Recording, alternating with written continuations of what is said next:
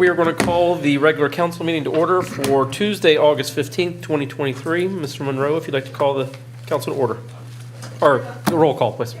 Here, Don Barnard. Here. John Merriman. Here. Sharon Hendren. Here. Charlie Campbell. Here. Nicole Shutt. Here. Bob Orsini. Here. Ryan Green. Here. And if we could please stand for Pastor Matt Van Winkle from the Johnstown United Methodist Church for the invocation.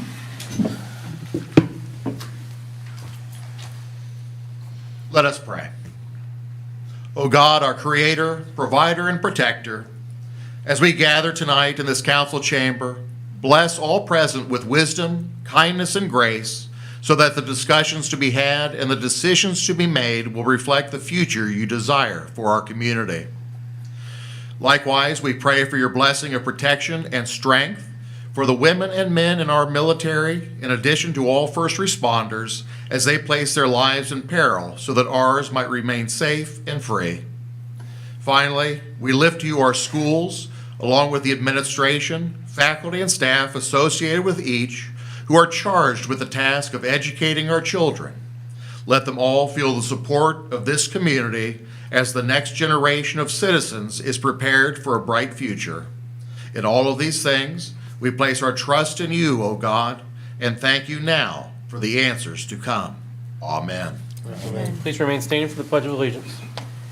I pledge allegiance to the flag of the United States of America and to the republic for which it stands, one nation, under God, indivisible, with liberty and justice for all.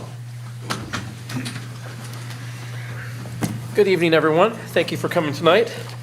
Our first item of action is the action on minutes from July 5th, 2023. I assume everybody's had a chance to look at them.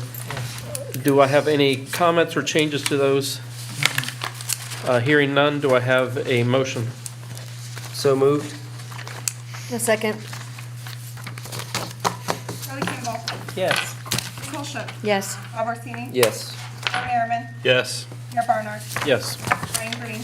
Yes. Sharon Hendren. Yes. Awesome. We are going to move to citizen comments on matters not on the agenda tonight. Did you have anybody give you, No one's turned any in. do we have any citizens that would like to make any comments tonight? Hearing none. Council committee reports. The first is planning and zoning. They met on August 9th. Their next is August 22nd at 6:30 in the council chambers. Mr. Green, do you have anything from that? Yeah, we had a great meeting. Really got down and talked about a lot of things. We had a good presentation about economic development and zoning, and then we went into talking about parking and signage quite in depth. Okay.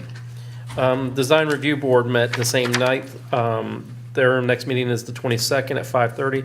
Ms. Monroe, was there anything from that meeting? That was discussion on, there was no applications, discussion on environmental changes that Sean previously discussed with you. I can jump in. Okay, go ahead. So they had looked at kind of what I kicked to you all and then you kicked to them. They looked at the specific wording. There's probably going to be some recommendations that come out of that. Not wanting to present those tonight, trying to keep the schedule kind of light. We'll get with MKSK, look at some of the wording that needs to be tweaked or recommendations that were made. However, they jokingly, maybe it was my recommendation, whenever the fee structure came up, I said, I think council probably punted on that one and maybe they shouldn't have. That's more of their wheelhouse. So I'll bring probably at the next council meeting a fee structure for a minor change versus a major. And we did have some discussion on it, but they didn't want to be the definitive body that was putting fee structures in place. They're going to depend on staff and council to kind of make that recommendation, which I told them was completely fair. And so we'll have that as well as the temporary use fee structure. Now that is momentarily, I want to say a couple of days, will go into effect. I anticipate we'll have one application come across pretty quickly, but we need to have a fee structure in place. So I'll try to have those two pieces together at the next council meeting for you. Awesome. Thank you. Finance was supposed to meet tonight, but since we had our field trip, it was canceled. Since we have all three members of the Finance Committee, when is the next time you guys can meet? And do we have any, next Tuesday is planning, zoning, and design review, so Tuesday's out. Is there any other day next week you guys could meet? Do we have any applicants for next We'll week? put our heads together after. Do what? Put our heads together Do we after. have any Okay. applicants for either? For, Design Review Board, I believe, there could potentially be, sometimes we're subject to the applicant getting all their paperwork done in time. the barn siding's coming back. So more than likely, Okay. if they get their paperwork in, as we anticipate, we will have an application for design review. Planning and zoning will be a rather packed event as well. Okay, we'll get together afterwards and come up with Okay. a date, because we need to get it in this month. There's some items that need to move to council from finance, so. Park and Rec, they're meeting on the 7th. That is Labor Day, and can Nicole and Charlie, can you meet the day after Tuesday? Sure. Yes. Okay. Okay, Teresa, it's settled. Okay. Tuesday, 1 o'clock. Okay. The Events Committee, their next meeting is the 17th at 5:30 in the council chambers. Okay. Director reports, Chief Smart, would you like to give your report? So for the police department, we had our normal CPT training, statewide training. Officer Lopez completed 40 hours of child first online forensic interviewing. Officer Hargraves completed 40 hours of pistol instructor training. Officer Pesci completed 8 hours of stops and approaches. Social media, we reached almost 88,000 people. We had over 10,000 post engagements, 70 new followers for a total of 6,480. Hallmark patrol cars drove a total of almost 4,900 miles, idle for 340, engine off time 600 hours, or 1,018 hours, total engine time was 600. Each officer drove 36 miles per shift, daily average driving of 1 hour and 42 minutes. Statistics, no real changes there other than we had a reduction in our accidents. And then the provided other statistics. And I want to let council know today that we had our first in-house leads audit and just some minor changes that we need to do to be compliant with our leads. Just minor wording and policy, signs on some doors, and everything will be okay for leads. With this training that you always highlight each session, is each officer required to get the same training? I noticed like different ones have different one each So time. there are, I believe, 2 mandated trainings that everybody has to take, and then there's a number of other trainings that they can complete throughout the year, and then you can put in for your training with the states to see if they would allow that training to be accepted within the hours.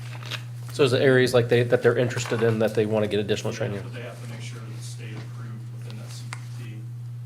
So just because you're taking it doesn't mean the state's gonna allow you to do it. It has to be accepted through the state of Ohio. Okay. Any other questions from council for Chief Smart? Mr. Mayor. Yes, sir. Chief Smart, in the training process protocol planning that you do, we make sure that all the different officers are trained in different areas potentially so we can cover a broader amount of Yeah, scenarios? So like the child first online forensic interviewing, I believe that is our 4th officer that can do those types of trainings or do those types of interviewing with small children, sexual assaults and stuff for that matter. I think the training in the last couple of years is the best we've ever had at this agency. I noticed one was an instructor training, Yeah, so train the This trainer. is the most instructors we've ever had. Whenever I started here, there was only 2 instructors, that was the chief and lieutenant. Since, I guess, last few years, we've had, I think we had 3 pistol instructors, 1 shotgun, 2 or 3 rifle, building search instructor, which on Facebook you saw the active shooter class that we did. That was Officer Hargraves who did that.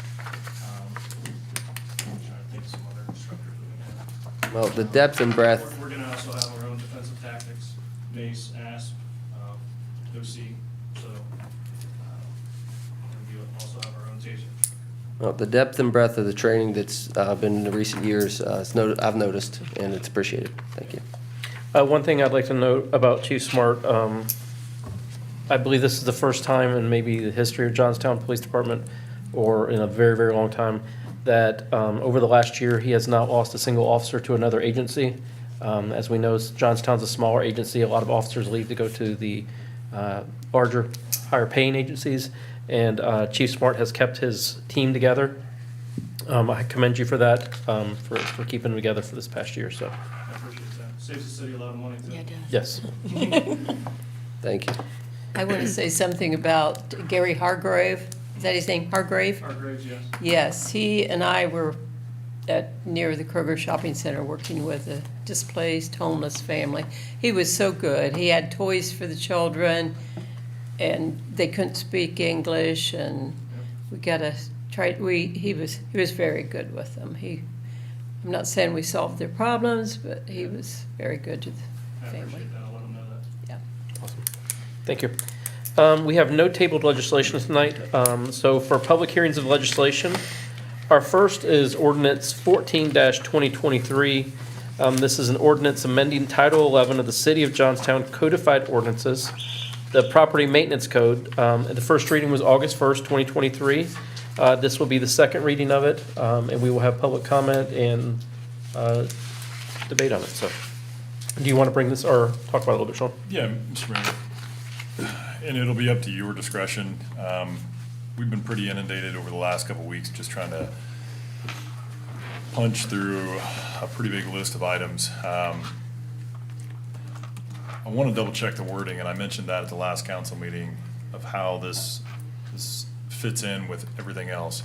My recommendation would be is if you do want to pass it, you pass it as an entirety, not in a piecemeal situation. But that way it's referenced as the code that you're going to look at. If you would like for us to, us, Trevor, myself, and Chris, to kind of go through our code to see if there's any other areas that may be inconsistent or that we need to tweak along the way, I would just ask that you would consider tabling it. If you want to move forward with it, that's fine. And then we can do a review later on and make any adjustments that we feel necessary. So I just want to put that warning label out there that we have not had a great opportunity to really dive into the other pieces of the code to make sure that we're not missing something. And feel free to chime in, Chris or Trevor, if you have any comments on that. One thing very quickly, it's been common in other places that I've worked where the entirety of the International Property Maintenance Code is adopted, and you basically choose what sections that you want to enforce based on your current code and where there's gaps in that. So this is a pretty standard way, in my opinion, of adopting a document like that and giving Terry some backing whenever he's out doing his job on a day-to-day basis. So in your recommendation, most cities, towns adopt the whole thing and then enforce the parts that they can or should be enforcing right now? In my experience, that's what I've been familiar with, yes. Okay, thank you. Does council have any comments or anything they'd like to say about this ordinance? Mr. Boone? Nope, I gave I decided to weigh in on this at the last meeting. If staff thinks it's okay and the rest of the council thinks it's okay, I'll go with it. Okay. Anybody else? Any citizens' comments on this one? Hearing none, do I have a motion for this item? I'll make a motion to pass as written. We have a motion to pass as written. Do I have a second? I'll second. Nicole Shook, Yes. Al Barsini, Yes. John Merriman, Yes. Eric Barnard, Yes. Ryan Green, Yes. Sharon Hendren. Yes. Charlie Campbell. Yes. Perfect. Okay, so this will now go in effect in 1 month, Correct. 30 days. Okay. Next is Resolution 2023-21, a resolution to adopt the City of Johnstown Growth Framework as presented. I read through this today. It's pretty good. Do you want to go into this a little bit more? Sure. And I'll once again bring up Trevor and Chris to incorporate this, but from a high level, what you're looking at is we currently have a comprehensive plan that was adopted in 2020. And with that plan and the developments that have occurred as of recent, we need to modify a portion of that. We are doing an entire comprehensive plan rework, but speed to market on that is going to be very important. So where we're at in our time frame, I always like to joke, typically you do comprehensive plans and 10 years, they start to roll out. This one, we are in real life time, like this is what we're doing and this is the product. So that's a little bit different than what the normal process is, but that's why you're seeing this amendment tonight, is because of the development pressures and the things that are happening around us. If we don't start to embrace some of these things, or at least strategize, someone else will be writing our script. And so this is an amendment to our current 2020 code, and then you will see an entire comprehensive plan probably in the fall of this year for an adoption. This specifically speaks to the land use areas, and there's obviously an attachment with some wording, and at that point, I'm gonna turn it over to the people that prepared it and let you go for it. Yeah, so to build on what Sean started there, the growth framework is a document that looks externally outside the current city limits. And we know we've discussed this with you all before, but basically making sure that if anything comes in outside the city limits but is likely to annex to get water, sewer, or other services, that you all have an opinion on what that development should be and also what it should look like. And so that's what the growth framework is. The companion resolution, the next agenda item, is basically amending 3 maps in your existing comprehensive plan. So the current comprehensive plan that was written and adopted in 2020 basically says any land outside of Johnstown is only going to be used for residential development. As we've seen, that scenario is fairly unlikely with the Intel announcement and things like that. So the intent is to replace those maps with the map in the growth framework. And at the end of the day, whenever the whole entirety of the comprehensive plan is updated, the growth framework will also be adopted as part of that new plan as well. So you will have a new look internally into Johnstown and a new look externally outside of Johnstown, all in one document. The growth framework was requested to be adopted beforehand, again, to address any of those items that may come up before the new comprehensive plan is written and adopted. And so those are the 2 items in front of you this evening. 2 last things to add. One, just for the audience here, is that for the growth framework, we all decided we'd look at the school district boundaries because the school district is so essential to Johnstown. So we're looking at the school district boundaries. In the past, Licking County has talked about a 1-mile extraterritorial jurisdiction. You've had that in past plans. We're just saying it's the school district, that's what we're looking for this, and that's okay. We're going to talk a little bit later, we're working now on looking inwards to the comprehensive plan. We'll be talking about having a second public meeting on that, probably here in September. But as we work through that, we're going to create a comprehensive plan. As Trevor just mentioned, this growth framework plan will get pulled back out and put back into this comprehensive plan, the new one, when it's done. And there'll probably be some tweaks based on what we learn over this next, half a year that may affect even what you're adopting tonight. But we really want to make sure that it's in place. You have this as a county policy document. Anybody that's looking to annex into Johnstown knows the expectations. Can you explain a little bit more to council and to the public about what a guiding policy document really is? It's not a law. Great point. It's not, if you could explain that to everybody. It's a signal. That's a fantastic point and really important to understand. The zoning of a community is legal, it's law. You go against the zoning without a variance, you're breaking the law, and you can get fined for that. You have zoning, that's what controls the existing land use. Every property within Johnstown has an existing zoning. Every property outside of Johnstown has an existing zoning based on Monroe Township zoning code, also through Licking County. What you are doing with this comprehensive plan is saying, this is our vision as a community for the next 20 years, where we want to go, how we want to grow, how we want to preserve amenities, services, just how we continue to be the community we want to be, and we have that dialogue. So community dialogue, heavily influenced by all of you when we bring that forward. We're going to have some more work sessions on that to then be policy that you refer to, boards and commissions refer to, residents know where we're trying to go together. But it's a policy document, means you can change it, means you can decide if times change, because these things go 10 years, 15 years, things do change, and so across time, you may decide that there's a little bit of difference. You can update it at that point in time, or just say we've kind of agreed on it. But from a land use point of view, the importance of the comprehensive plan and the growth framework plan is that when someone comes in and requests a rezoning from what their current legal right is today, and comes in front of the planning commission and council and says, I no longer want to be that, I want to be something else.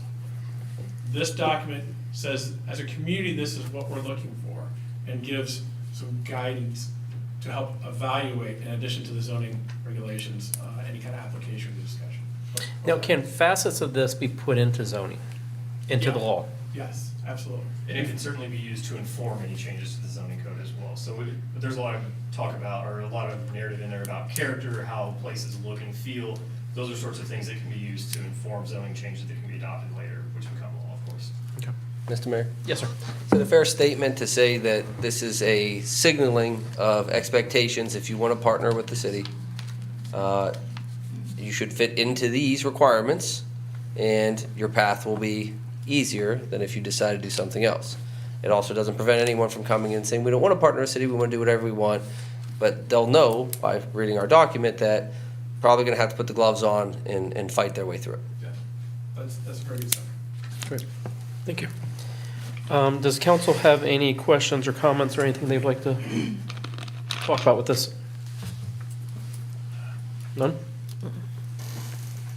Okay, do I have a motion for this? Move as written? I'll second. Al Barsini? Yes. John Merriman? Yes. Mayor Barnard? Yes. Ryan Green? Yes. Sharon Hendrick? Yes. Charlie Campbell? Yes. Nicole Shook? Yes. Awesome. So we have an amendment to it now. That's great. The next is Resolution 2023-2022-22. A resolution to amend the 2020 comprehensive plans as presented. It'd be nice when we get to like 2030 and there's different numbers. You know? Right, Too many twos. Two. So this is the resolution to amend the certain maps in the original comprehensive plan from 2020, correct? Correct. There's 3 total maps that need to be amended, which are referenced in the resolution. So what you just adopted prior, the resolution was this growth framework, and that's on this side of the window. And then the maps that are being amended, this is one that's going to be amended. It's obviously referenced here. And then it'll point to the growth framework, which you just adopted in the other resolution. So Okay. if you have any questions, I can pull up more documents, or if this is sufficient, let me know. Any questions? Any comments from the public? Yes, ma'am. If you can stand up here so we can. I just want to know, is this done in conjunction with like Monroe Township? Because they're like working on it too, right? So I don't know if there's some. combining of Let me see if I can answer. So Monroe Township is working on their own comprehensive Yeah. plan. We're working on our comprehensive plan with input from citizens, and not just Johnstown citizens, like city proper citizens, but citizens from all around. And so we're preparing, if that land ever gets annexed, that this is our plan for that land. Monroe Township may have different plans that they want to keep this rural or whatever they want to do with that area. But if it becomes annexed, then we take over and we have to have a plan for it. Okay, that's it. Yeah, so both Monroe Township's plan and our plan can run parallel and overlap. The city's plan would say, if you want services from the city, this is what we're looking for. Monroe Township's plan can be whatever they would like to have. Monroe Township has a little more teeth than ours, since it's not actually in the city. But if the expectation is to become part of the city for the water and sewer and police services and anything else they'd want, they can lay over top of each other. They're not competing. But we have to have a plan in place so that if things happen, like with Intel, that we have a plan in place, what we're going to do with that land. We're not out there asking, hey, annex this land in. But if an owner owns that land and wants to, then we need to have a plan in place for that, so. Also helps with efficiency of staff. Someone would ideally not come in with something that's not within that design and come to Sean or whoever member of the staff and say, hey, we want to do this. They can assume by reading that it's probably going to be, that's not what we're looking for. Mr. Mayor? Yes. If I could point out, I've had some conversations, and you and I attended a comprehensive planning meeting with the township, and there's been some indication, not a guarantee, but some indication that they're also looking at what we're doing with our comprehensive plan, and then not necessarily modeling exactly, but obviously using ours as a tool for whenever they try to structure theirs. Development can't occur without water and sewer. So there's limitations on the comprehensive plan that they would introduce because of the limitations on water and sewer in the area. Ours can be a little bit more detailed, a little bit more comprehensive, with the pun, but I think they are waiting on some of what we're looking at. And I do want to put out there that we're still working through the comprehensive plan. We're not done with it yet. So I'd like to say that this map is a good representation. Is there possibility of some tweaks that exist inside of this? Absolutely. We still have a little bit of work to do, but as I mentioned before, with the pace that we're running, it's no mystery, there's an annexation request out there for 285 acres. Our current land use plan has that as residential. New land use plan has that leaning into an employment center, which has been the general conversation of council and the citizens, obviously next to Intel and across the street from Intel. The dynamics of things have changed significantly since 2020. So we are walking in an organized fashion. That's why we're looking at this. If we were to just bring in annex land under our current comprehensive plan, it would have to come in as residential, which at this point is not consistent with, I think, where we want to be. So that's an explanation as to why we're going through this a little bit out of order, but also in order so that we can have things properly prepared for the annexation. Okay. Any other questions from council? The public, do you guys have anything, questions you want to ask? Hearing none, do we have a motion for this? Make a motion as written. I'll second. John Merriman. Yes. Mayor Barnard. Yes. Ryan Green. Yes. Sharon Hendren. Yes. Kelly Campbell. Yes. Nicole Shutt. Yeah. Bob Orsini. Yes. Great. That is all our public hearings of legislation. We have moved at a breakneck speed tonight because the fun part is coming up. I told someone today council is going to be fun tonight, so we're going to go ahead and if I can have a motion to adjourn for about 15 minutes, everybody get a little break before we can set up. What we're going to do is council's going to set up down in this area down here. It gives us a better chance to be able to look at maps, be able to be more talkative, work on this. We're going to have parts where, we're not going to have just parts, but there's going to be areas where we want your feedback. So please don't think this is just a working session for us. It's for the city. So we will be asking for feedback from you guys on this. So do I have a motion to adjourn? Recess? Recess, sorry. I make a motion for a 15-minute recess. I'll second. All in favor? Aye. You're gonna get one of these right all the way through one day. You're doing fantastic, Donnie. Don't listen to I need her. a cheat sheet.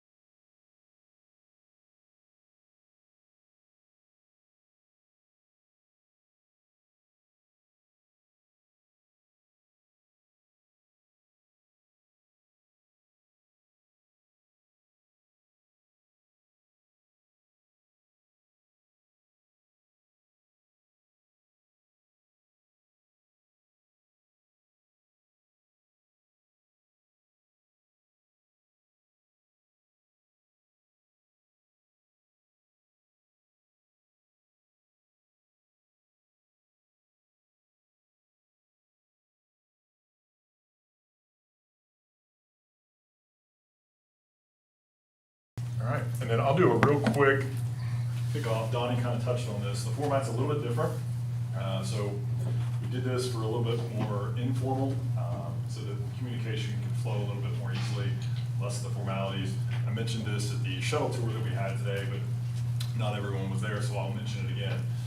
Format's a little different. It's not going to be kind of an open public comment session, but I will lean on however you all want to structure it. The idea that was tossed around was engaging with MKSK and the council, and then two options. One, taking breaks in between those kind of presentations to allow for public comment to engage, or you can wait till the very end and then have public comment at that particular piece, and then you could also not have public comment, which I'll personally say, go out on a limb, I don't recommend.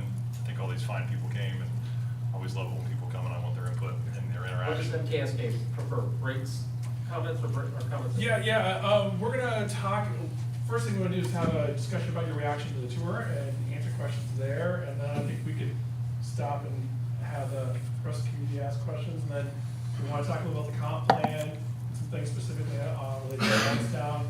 We'll have a discussion with you, but then happy also to take comments from the community. That work for you guys? Let's go. All right, fantastic. So thank you again for all going on the tour. I think that was, hopefully it was helpful for you. It's kind of amazing to see. Joe is great. He's been there a long time. I think his point is an important one that New Albany 20-something years ago was where you all are now. In fact, I would argue they were actually not even where you are now. You've got a much better built environment. You've got much more going on. You've got probably better services than they had at that point. I mean, they were a really small village. But also to see all of that at one time, I think probably could be a little overwhelming. It's overwhelming for like me who was involved in it. And I don't want you to think about like, that we A, have to be there, or B, that you can't get to something like that. It's, in New Albany, it was step by step. Things happen incrementally, and you kind of find yourself there. That said, though, they did have a plan. They had multiple plans and a direction, and they've gradually been working. And, you know, they get to a certain point, achieve a certain milestone, and then talk about where do we want to go next. Or something comes along and says, this might be an opportunity that we want to pursue, and then they figure out how to do it. So I don't want you to feel daunted by that. Hopefully it's a good reminder of what you all can do step by step with kind of thinking and foresight. So. And Chris, I'll almost go backwards here, because we do have an audience. Teresa just Oh, yeah. reminded me. There are some people streaming, so to go all the way back, I want to do a proper introduction of who you are, why you're here, and go from there. So for anybody that's not aware, council obviously has met with a lot of MKSK before, but for anybody in the audience that hasn't, MKSK is the planning firm that back last year, the council voted on to undertake our comprehensive plan.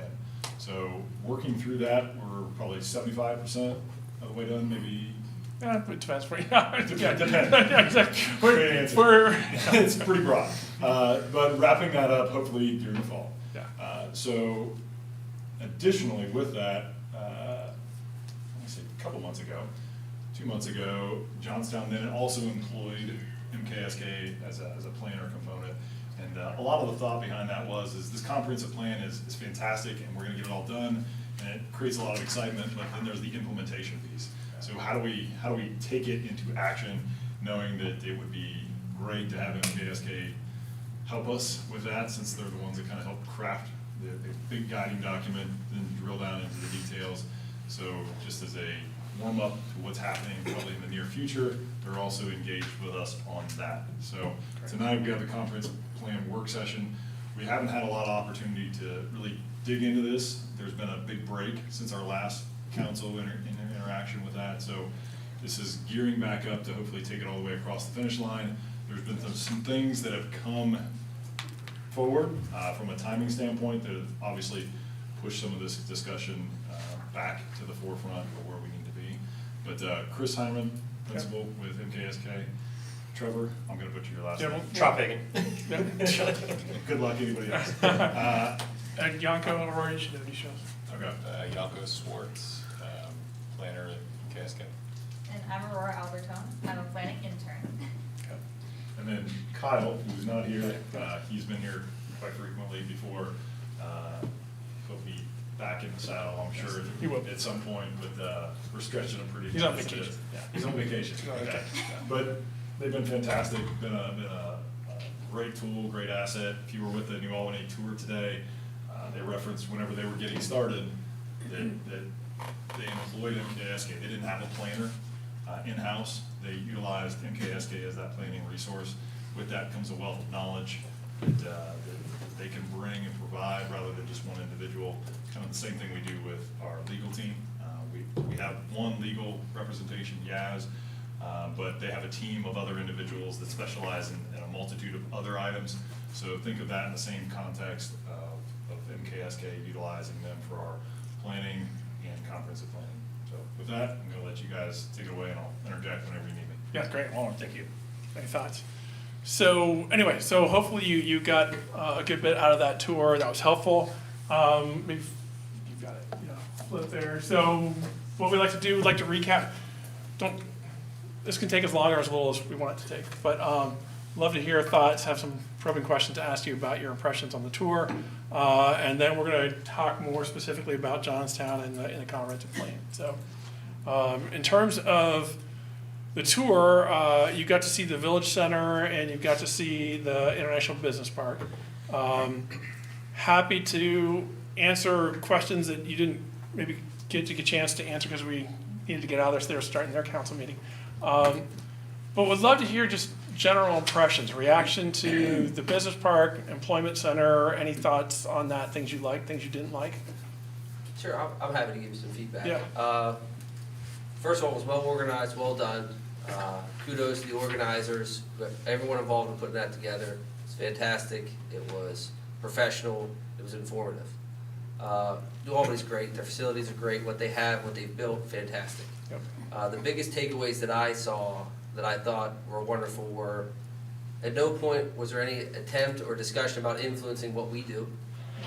It was more an informative discussion about what they did.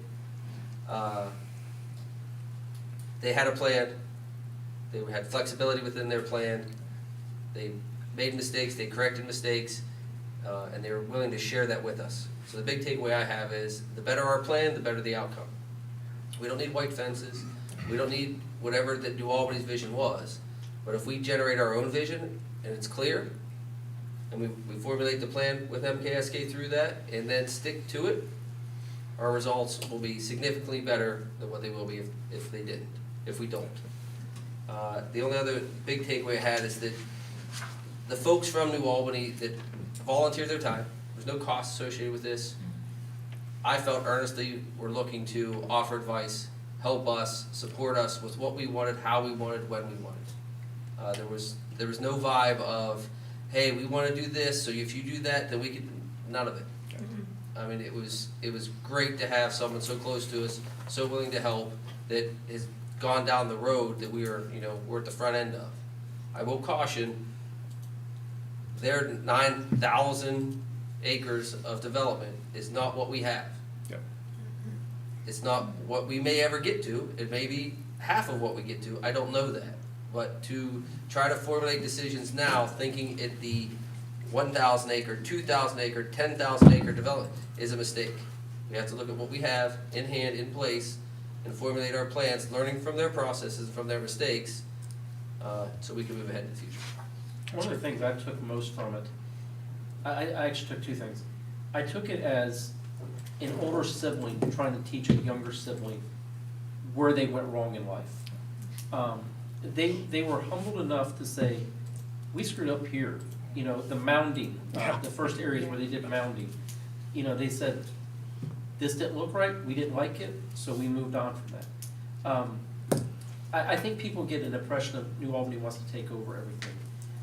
And I didn't get that impression today at all. They're more like, how can we help you get where you want to be? And I think one of the things they mentioned was partnerships, that they had to make partnerships throughout their journey to get where they are. And Johnstown really needs to foster those partnerships with the townships, with any organization we can to help us and to help them. And it's refreshing to see a group like that that was willing just to want to help. And I felt like that's all they wanted to do today was help, so. That's great. What's that? I like the idea that you talked about, they turn away business. Yeah. They don't take just anybody. Yep. They're very particular about who comes in there and sets up shop. And that was interesting to hear her take, and his take as well on, you know, they were very picky about, I mean, I knew they kind of were, but I didn't realize as much, Yeah. what they've turned away. That's a great point. That's something I've learned across my life working for different cities is the power of saying no. You shouldn't be afraid to say no.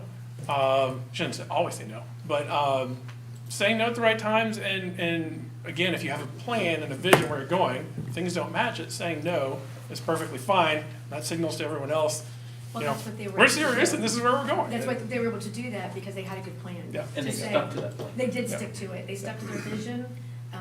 They might have changed a few things from, 20 years ago till now throughout the process. Yeah. But they stuck to that vision. They had a plan in place at all times so that these people, they could say, it just doesn't fit Yeah. for us. And I just think it's good for us in Johnstown. We don't have to say yes to everybody coming in. We don't have to have or take that pressure. Yeah. We grow the way we want to grow. Absolutely. And we've had conversations with New Albany over the years. I think to reference it, we've probably done 3 of their comprehensive plans from early 2000 all the way to just 2 years ago. And, you know, each time it's a benchmark, or where are we now? Where do we want to go? And they've gone, like Joe said, there were 3,000 people in 2000 when he started there. And now our comp plan for them, they're at about 12,000, I think is where they're at now. Just looking at, they're serious about where their boundaries are. They're kind of saying, this is as far as we're going. Now it's about filling in what we've got and doing it right. So just looking at, you know, calculations and density and land uses, they're probably looking at 18 to 20,000 in population. And that also assumes that parts of the township that are rural residential develop, which that might not happen anytime. It could happen in 20 years from now. It could happen, so anyway, that's kind of what And they're he looking at. reiterated this, he was adamant about this is as far as we're going. Yeah. So for the Yeah. rumors that are out there about them wanting to suck up everything, that is so wrong. Yeah. They were very adamant about that. And one of the things we all have to work on with the community is the unfortunate fact that the New Albany company has New Albany in it. And I think people cross-pollinate those two things. And we were talking to the city of New Albany, and they were saying, this is as far as we're going. But I think even saw that map that Joe put up that he got from the New Albany company had land outside the boundaries. That's not because New Albany's looking to go beyond, that's because the company owns land outside those boundaries, so. One thing I liked was that they did talk about strict zoning, but they also had what I would call variable zoning, or whatever you want to call it. Yeah. They could take a plot of land and put you there, and this there, and they stuck to that. They gave people an opportunity Yep. to come in here that was different than what was already there. Yes. And I think that's very important, because it doesn't stick us to one thing having to go there. That's a good point. Yeah. And your comments reminded me, something I wanted to tell you all. You guys asked about, there's comments about small businesses and retail. So, you know, New Albany was small, but everybody that lived in New Albany wanted to get a grocery store and have lots of restaurants and have retailers and ice cream, and they just didn't have the population to do that. And they didn't want to cannibalize what was working in the village center. So they really didn't approve new retail zoning further out, even though there was opportunities, particularly when the 161 was built as an alternative to Dublin Granville. You know, all those interchanges they could have stripped out with commercial, which is probably what most communities would have done. They basically said, hey, at some point we're going to be willing to put retail here, but not now. So if you come and ask for retail, we're going to say no, because we got to get big enough that we can support the retail we have in the village center. But once we get bigger, we'll be willing to talk about retail, and that's what is now starting to happen at that interchange with, I guess, Beach, where that was kind of held as a retail core, but now they're getting the retail to serve the workers that are out there. And so that was kind of their way of protecting the village center, and they're kind of looking for thresholds as to what point they pull those triggers. Like Joe also mentioned, he was right, the spread and development of Hamilton Road corridor in Columbus happened in those early to mid 2000s, and that also sucked energy. I think some of this other stuff would have happened sooner. They would have been ready in New Albany sooner, but because of the sheer amount of retail that happened on Hamilton Road, then they're kind of like, all right, well, we don't have, we'll over retail if we put more retail in New Albany. So they're kind of just getting there. You know, in Johnstown, you're far enough away that you can have some of your own retail synergy, but at the same time, you need to have the population and the workforce to support it, so you also aren't cannibalizing your. And that was the biggest thing, that, I wrote that down, was that they protected their village center. We have an incredible downtown. Yes. It can always get better. Yeah. I think everyone in here would like to see, you know, a little bit better, but we have an incredible downtown that we need to protect. Yeah. And putting strip malls all around here is not gonna do anything to help the downtown. It will hurt the downtown.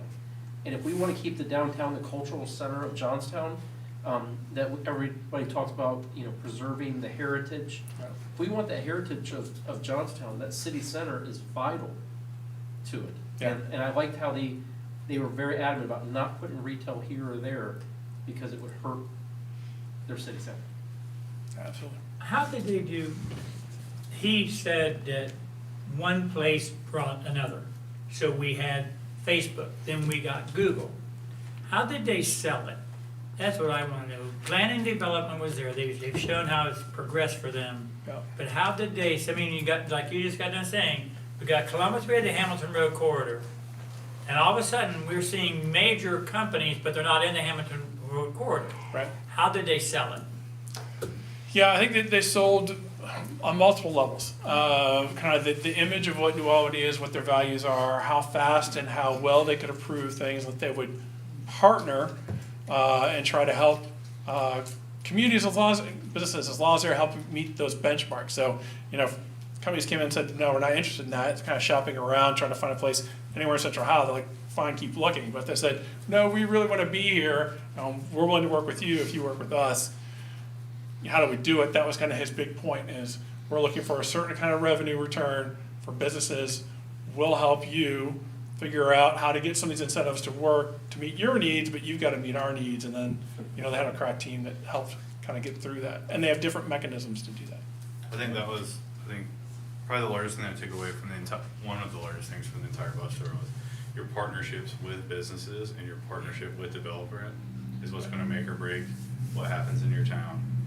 You have to put your key components in and say what the sauce is that you want, but you're not going to be successful without them, and they're not going to be successful without you. And I think that's Right. what they really took the time. I think Dublin does the same thing. Yeah. Dublin and New Albany both do really well at the opportunity of creating it. And I think that'll be one of the tasks of up here. If you have to create an atmosphere that wants to drive company and or people and or whatever it is we're looking to attract have to want to come here, and we have to sell them, right? And I think that's like where the attitude shift has to change, where it's not, well, we want to keep people out, but we want stuff to come, but it has to be what we want to come. Right. And anything shy of that'll be through partnerships with businesses, through partnerships with the townships, Jersey or Monroe.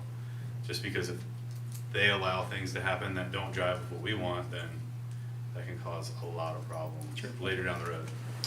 Chris, could I try to answer that Yeah. a little bit for Charlie?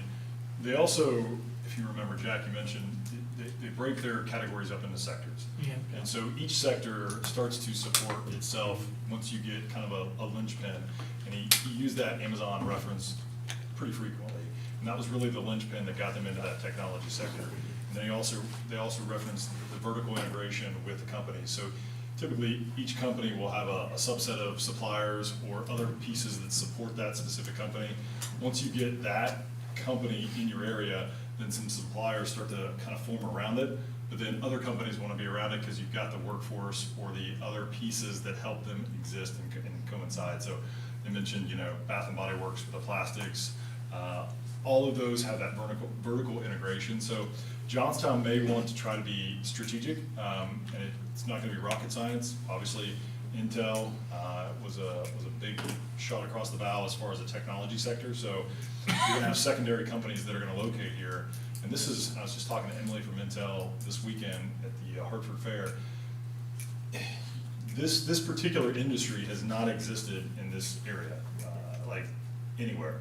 So you're going to have brand new suppliers, and with that, there's gonna be other companies that do exactly the same thing that Intel does, that make semiconductors, that are gonna wanna locate here because all the other infrastructure that followed Intel here is now here. So that would be something that you guys are gonna wanna look at your, pluses, minuses, weaknesses, label those out, and then really be specific on what you want to attract. It doesn't necessarily make sense to put something right next to the Intel building that has a completely opposite type of use. One thing that follows that is, you notice today, he said that we have our development project, our people, having a place on-site at Intel to do permitting. To do permitting right here, so you don't have to come here, walk back and forth. They're going right there. They need a concrete permit, they got one. They can move forward pretty quickly. And I thought that was a very big part of development. It is, and we currently go through Licking County Building Code Department, so we don't have that ability, but we'll get there. We'll have that all in-house, and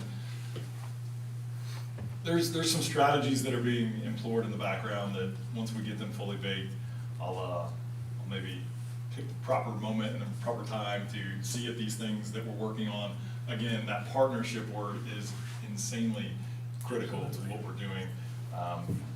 We are going to rely on those partnerships in order to get us where we need to be, because you brought up a great point, Charlie, that speed to market. They're able to get a company from A to B and A to Z 30% faster than anybody else in the entire market. When you're a company and you have to make a split decision to where you're going to locate, that's critical. They don't mind paying the additional cost for the beautification of the street trees and everything else. They're like, put me in the building, get me there tomorrow, and I'll pay whatever you need.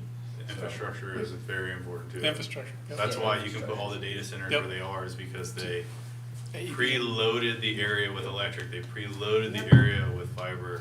So that's something that we'll have to pay attention to. in our- That's some of the synergy that you get off. Yeah. A deep understanding of vertical integration is critical. Mhm. Infrastructure, roads, Yep. logistics, trucking, get out people to take your stuff. Raw material manufacturers, as they source and develop, anyone that uses that raw material, whatever industry they use it in, they're gonna wanna be close. I mean, one of the largest fees in manufacturing now is getting your stuff from A to B. So the closer you can be, the better your opportunity is. And that's something that this council and all future council has to be front of mind when we think about development is, will this birth another opportunity? Or is this the at the end of the road? Is it a dead end street? So we need to be strategic, be critical. Sometimes that means taking a pass. But I just encourage everyone to, if you don't understand vertical integration, spend some time really digging into it. It'll be a wonderful tool for strategic and tactical decisions as we move forward in development. And you have the physical infrastructure, and another key piece, and I'll shut up and let this continue.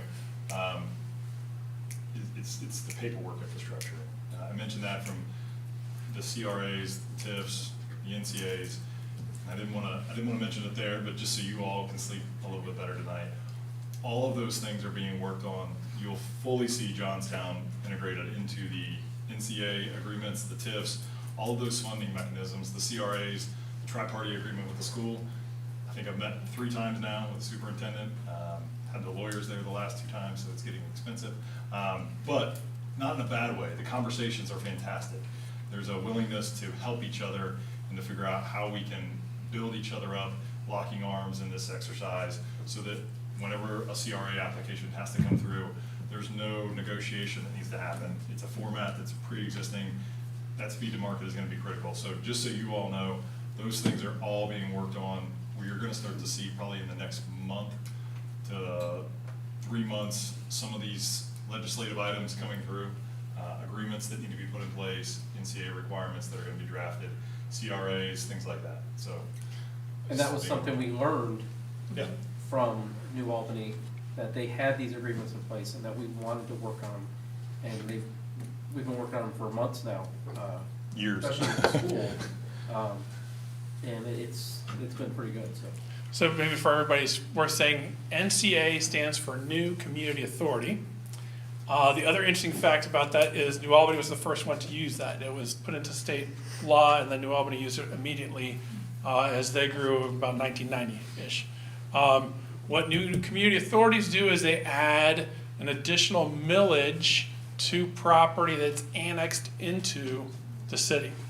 So everybody in Johnstown goes, oh my gosh, you're gonna add more villages. That's new community authorities for new land undeveloped that's being brought in to the city and gets developed. That additional value of the new development gets an additional property tax millage to help pay for the infrastructure that's created and added for them to use and for Johnson to use. So in the case of New Albany used that in 1990, in that first 10 years, that NCA money to build the high school, to pay back the debt for the interchange at New Albany Road and the Wishbone and all that stuff. And he said a ladder truck for the fire department. Ladder truck. Exactly. TIF stands for Tax Increment Financing District. That basically says that there is today's existing value of land. If you improve it, obviously the property value goes up. So this is a way of saying if you have generally unimproved or underimproved land, you can put a TIF on that land that pays for public infrastructure. And so what happens is the city takes out bonds to pay for the street that will serve that new development. The new development is a field today. They build a new office on it. The difference in value from when it was a field to with an office is an increase, an increment in the value of that ground.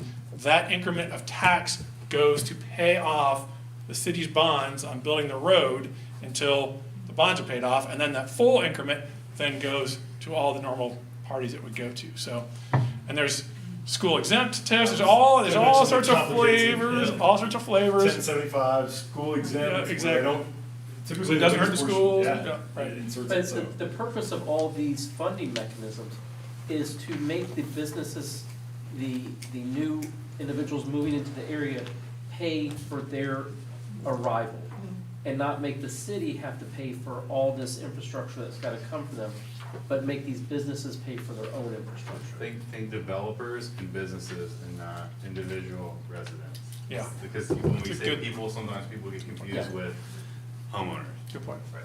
Isn't another reason is to protect your school district? Yeah. I mean, Absolutely. it's really, the bottom line is to protect your school district. Yeah. So if you choose to give somebody a company coming in, a tax abatement, such as Intel, who got a 30-year tax abatement, but there was some underlying Right. Yeah. language and things put into place to protect the schools that surrounded Yes. that district. And the other thing that got thrown around, you heard Joe say pilots. Yes. Pilot stands for payment in lieu of tax. And so that's another mechanism where you say you do actually do an abatement on the value of land that does take money away from the school district. The pilot is designed for the company to pay that missing amount back to the school district or whatever entity is getting, not getting that fund, getting abatement. So actually, we should let your finance director talk. You can talk way more than I can about this. I'm getting a very high level. You can get into the Don't overwhelm. 201 and 301 keep class. saying it needs But to anyways, stay. just for everyone listening and for you all, just basics of, I think the takeaway is that there are tools that we Yes. will utilize in order to take the burden of development off of the people Right. of the city, put it back on the business owners, but at the same time, allow the flexibility to make that still a viable development. Right. Because if it costs more than they're willing to do, or more than it's valued to them, they won't do it. So ultimately, if we deploy these tools, we utilize these tools, we're careful about how we employ them and how and when, everyone at the other end, the business gets what the development they need, the city gets the funding they need, we control what type of development it is, everyone comes out better. So, the takeaway for me is, we know what the tools are, we are utilizing the tools, and we have partners that have used the tools that are willing to share with us their best practices. Did you want to touch on the fact that one of the large components that they utilize to do agreements, especially when it comes to the school, is their income tax? So how they take the income tax, oh, that's great, I see where you're going. Just while we're talking about. You're giving me the opportunity to plug. There you go. I won't plug, that's a bad word, because we're not here to give an opinion, I'm gonna give you factual information. Factual information. So currently, our income tax rate is at 1%. Mhm. Obviously, the council has decided to put an income tax, I'll call it an increase for now, but it could also be looked at from a restructuring standpoint. And the reason that's critical is because if you take 1% and then you start to slice that up from employment, because The 1% comes from the employees that work at these companies. And if you have to backfill the school with that, that means there's less of the pie for the city to be able to do the infrastructure, pave its roads and things like that. So the reason it's super critical, and New Albany's at 2%, they take that 2% and they break it down into different buckets and different brackets, and some of that money is utilized to, in a CRA situation, not in all situations, but in a CRA tax exempt, where the school is going to lose revenue, it is then plugged in so that the school is made whole. So in order to get these CRAs in place, we have to have a funding mechanism in order to be able to do that.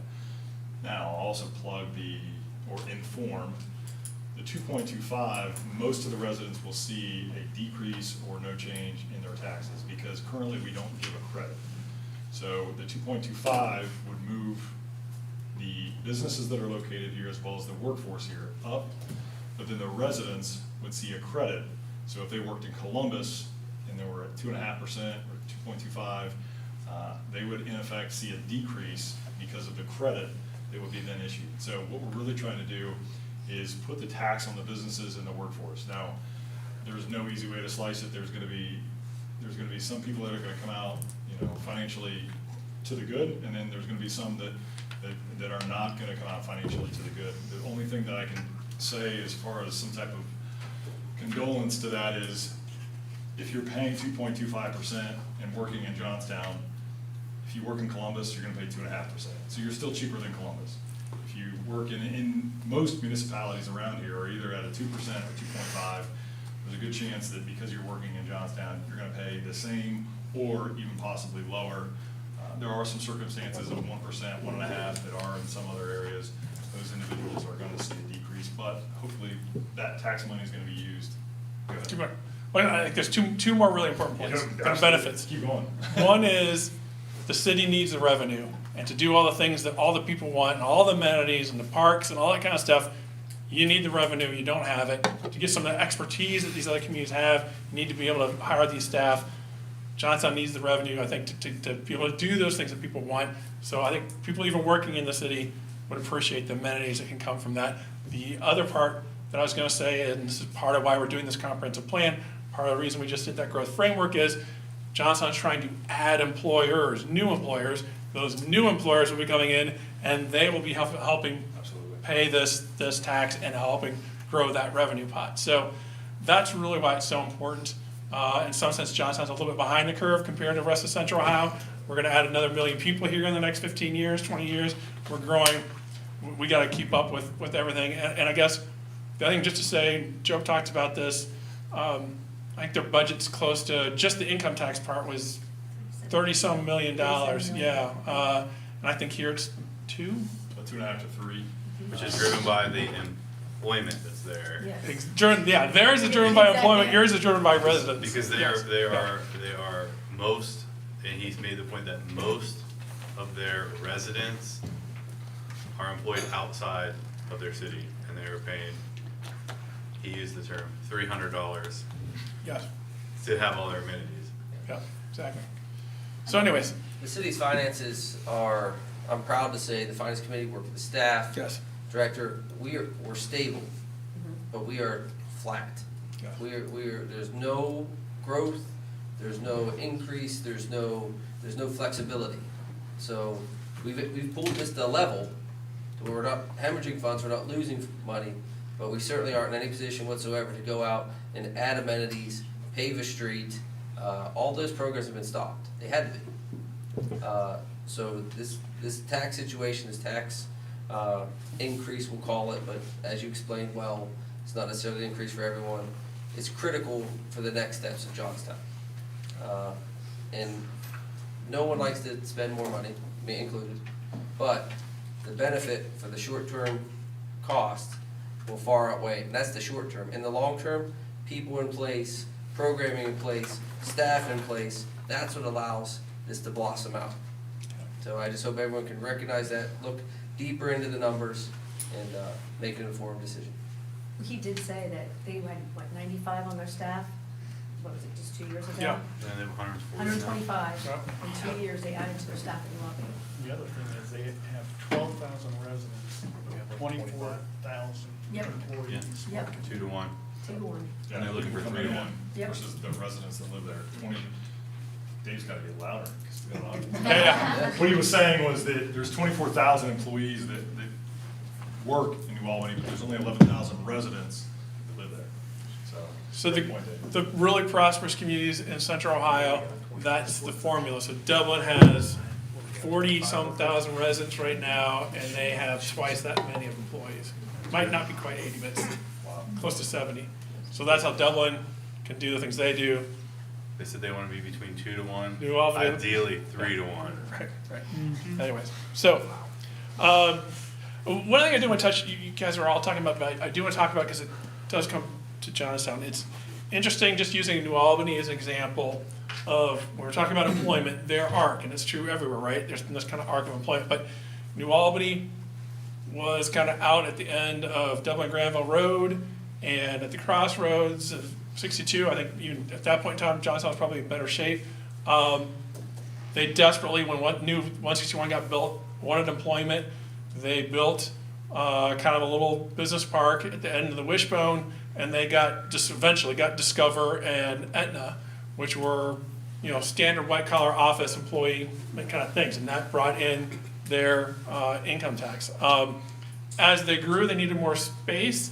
They built a parallel road system to 161, Walton Parkway, and added more businesses, and particularly kind of more office businesses that helped grow their tax base. L Brands got to the point where they realized they were paying huge amounts, someone mentioned, huge amounts on transporting the raw goods, making the goods, packaging the goods, and then shipping. They were basically sending them all over the globe, actually. I don't know if you guys remember back in the day, Rickenbacker was landing flights from China like every couple of hours. They said, this is crazy, and so that's when New Albany annexed into Licking County and built what's called the Beauty Park then. And that's the whole thing is international, but it was Beauty Park, and it was built for the people that made all the packaging and put everything together, particularly for Bath and Body, but a couple other things. And so that was kind of vertical supply chain integration, and that was the next big thing that happened in New Albany. And those are much bigger buildings. They take up a lot more space. And then, because they had the new community authority, the NCA, that had the additional ability to have additional value on millage on the property taxes, they were able to go and welcome things like Amazon, which has very few workers, but make the finances work to the benefit of New Albany, whereas most other cities that don't have the NCA couldn't make it work because they're relying on income tax. So why have a huge chunk of land devoted to a building and electronics when there's no one working in?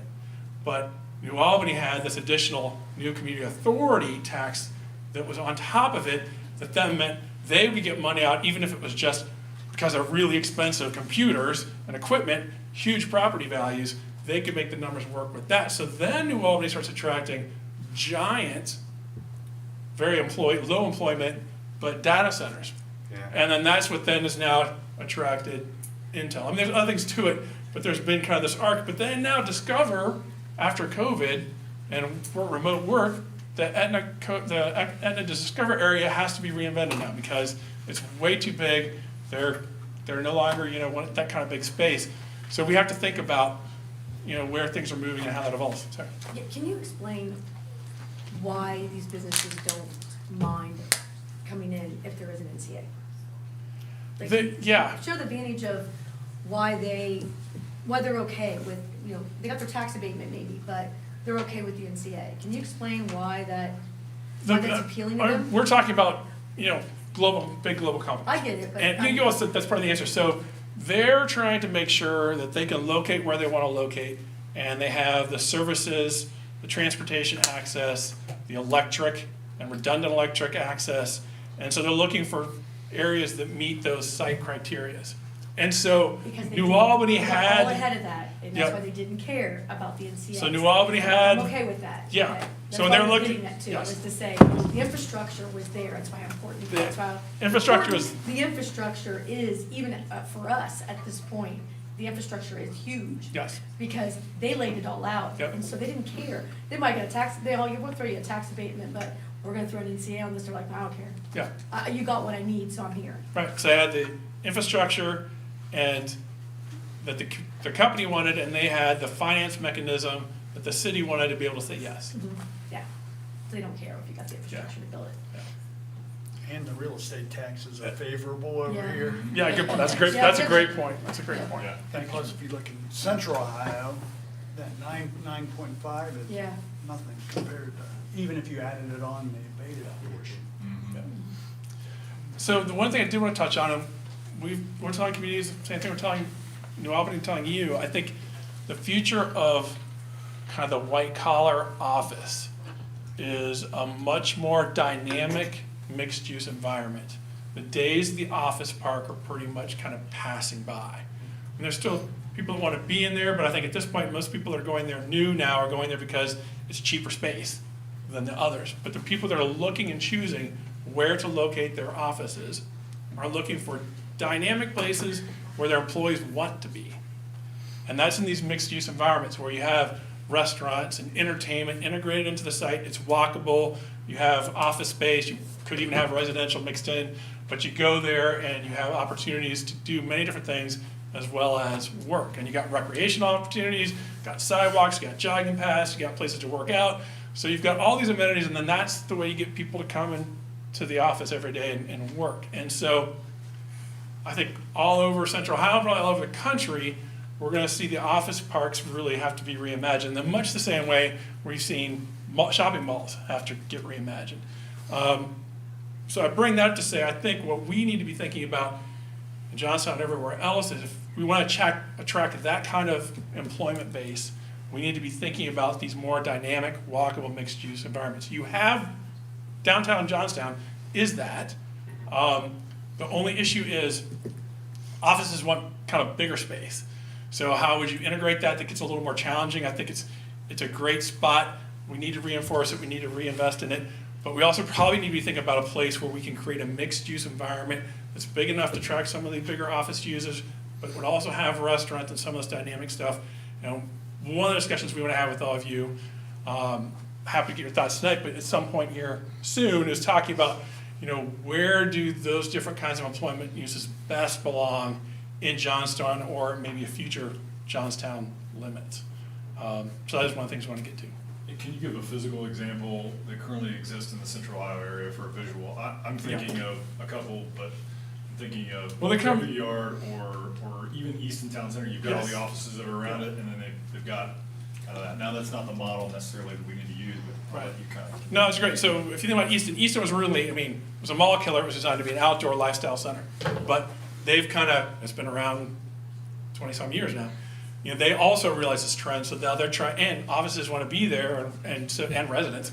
So they're trying to integrate office uses and now residential uses into Easton Town Center. So it wasn't probably created right from scratch, but they're trying to retrofit it. Dublin Bridge Park was really designed to be this walkable, integrated. It was designed to be residential and entertainment and restaurants for workers that are already in the office parks in Dublin. But what they found out after they built it is the offices want to actually move to Bridge Park rather than just connect to it. So now they're adding more offices than they ever expected to add. Those are different scales. I'm not saying they're necessarily appropriate for Johnstown. Grandview Yard's another example in Grandview. But even historical town centers, the city of Delaware, you know, it's a little bit bigger. It's got some room to have some of that stuff. It hasn't quite happened yet. You know, the nice thing about Dublin Bridge Park is with the bridge, it was able to integrate with the old historic downtown, so you're kind of pulling the two together, which is kind of neat thing to think about physically. But yeah, those are examples. I'd be curious to see the office attendance in areas like that compared to just your basic office park and their attendance and getting people back. Yeah, I will try to find that I'd be information. curious If to it's- see that yeah. because I think that's a good base, I think it's a good number to have, is that, are we seeing that Yeah. they want it, but are we getting that result? I need to find that information out, but I can tell you from the leasing and subleasing information in Central Ohio, the places that have the strongest leasing today, which is a hard thing to do, is Dublin Bridge Park, Easton, Scioto Peninsula, for those of you who are familiar with, is the new mixed-use development behind COSI. those are the places right now that are leasing up, even with new space, when everywhere else is going down. So it is those kind of I think environments. that one building behind Cosai's full. Yeah, yeah, exactly. I mean, just open, I think it's full. Yeah. It is. That's if I thought it was complete occupancy. Okay. Yeah, well, that's my understanding. Yeah. Are you getting ready to move on? I've got enough topic. Sorry. Okay, well, no, I bring that up, I didn't know if this was an appropriate spot to interject with some public, and then if there's nothing, we can kind of go into the next phase. If not, then we can hang out there a little bit more, so I'll let Donnie kind of take it from there. I would like to hear anything that the public has to say, their thoughts. I have two questions. That's okay. One is, do we know, I think Tiffany said maybe it's the percentage of population of residents that work out of Johnstown? Is that 55%? Is that?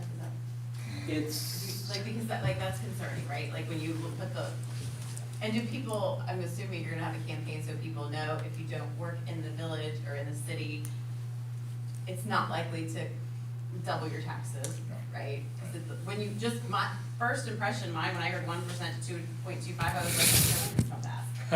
And I'm not sure I'm gonna vote for it until I really understand it. Right.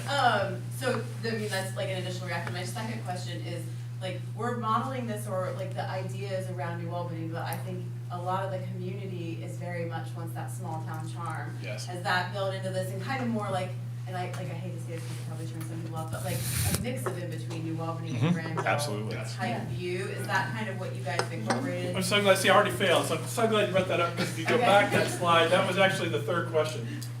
Oh, I'm sorry. I want us to talk about that. What's appropriate for Johnston? I have a question. What would you, in the term that you use, what would you define as growing but still keeping That, like, a small rural town. characteristic, right? Right, and I don't know the right answer, right? I'm like, I feel very ignorant to this, so I'm just somewhat informed, but I think, I can definitely see where there's a need, and it impacts, like, for me, I'm thinking, okay, your roads, right, are gonna have more traffic, you're gonna have more police department, but the need for consultants and experts I can see is huge.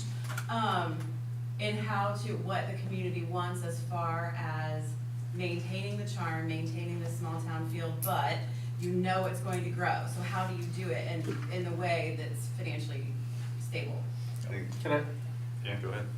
So to do that, you have to protect what we have. Right. To be able to protect what we have to have the proper zoning in place. So that we don't just allow any kind of business to come to put what kind of business they want there. We want to have the charm, the feel of what historic Johnstown is. So that's part one of that. To go to your tax question, and I'll keep Sean out of this since he's an employee of the city.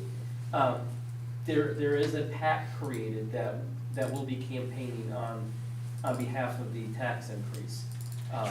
And there will be information out there to be able to see if you would save or you would lose money. Yeah. Um, I think it's important for people to know that, right? And there will be an education out there because the Because city. some people's initial reaction, no matter, is they hear 1% to 2.25, and you're like, heck no. No, right? exactly. So you really have to like be like, it's like, and I'm sure that. And so the city is allowed to educate voters on what the tax is and isn't. So the city will have information coming out that to educate voters on how it works, if you'll get a savings.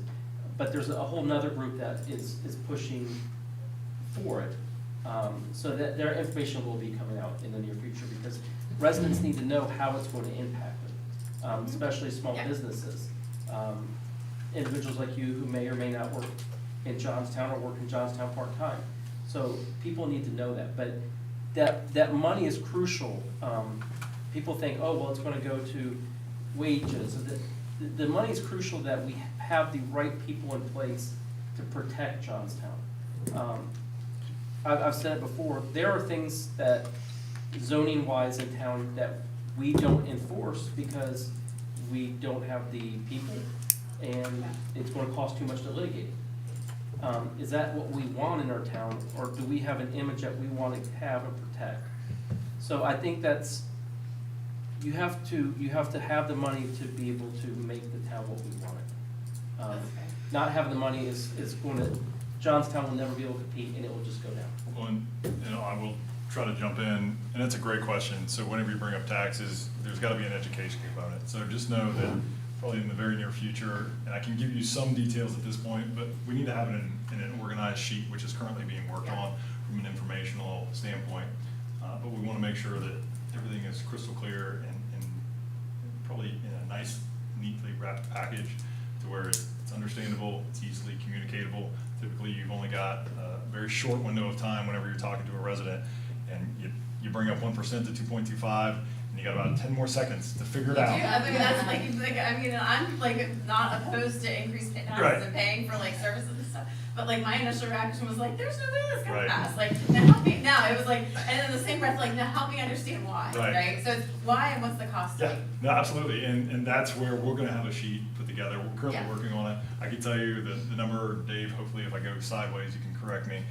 That magical number of if you currently pay something somewhere else is right around 1.7. So if you pay greater than 1.7 income tax to some other municipality, wherever you work, you're going to see a net savings for your particular situation. Now, if you work at a place that's less than 1.17, then you're going to see either a flat or a increase in your taxes. So all those sheets will be out there. It does have the breakdown of percentages as far as the residents that will be affected, the retirees. There's going to be a percentage of retirees.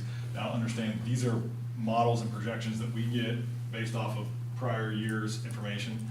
So it's not like right now, real time, but it's, 2021 information. So even then, I would say with the housing developments that have happened, there's a probably high probability that most of the people that have started to locate here work in Columbus. So I think the numbers will be conservative whenever we put them out there. But it's a great valid question, and we've got to get our stuff in order. So we've done calculations. If you make $100,000 a year and you work in Columbus, which is at 2.5%, you will save $437 a year.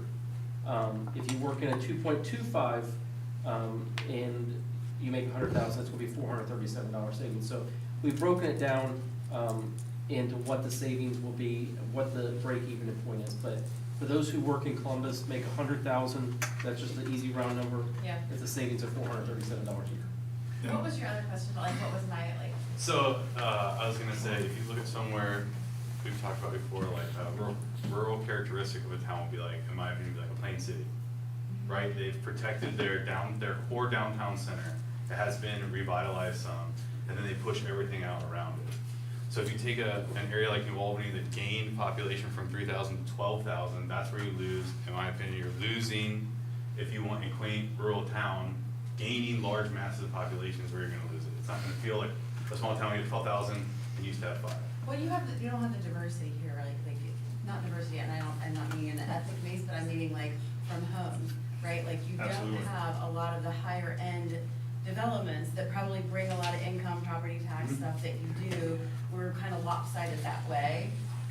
We don't see a lot in the property tax either. You gotta look at those breakdowns, we basically see nothing. The city sees almost nothing.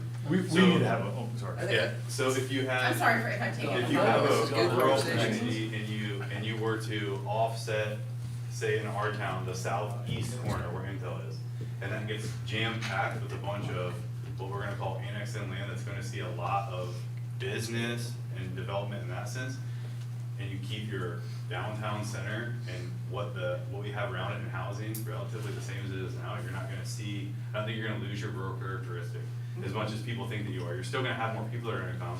Inevitably, we're gonna get more people. It's impossible to stop it at this point.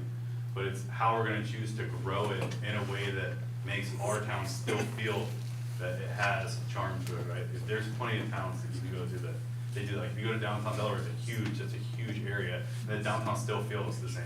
Westerville's the same way. Greenville's the same, Greenville's the same way, and they'll see tons of growth. That's how they're gonna mitigate it. I think it's really critical to understand that the Johnstown, it will change. Yep.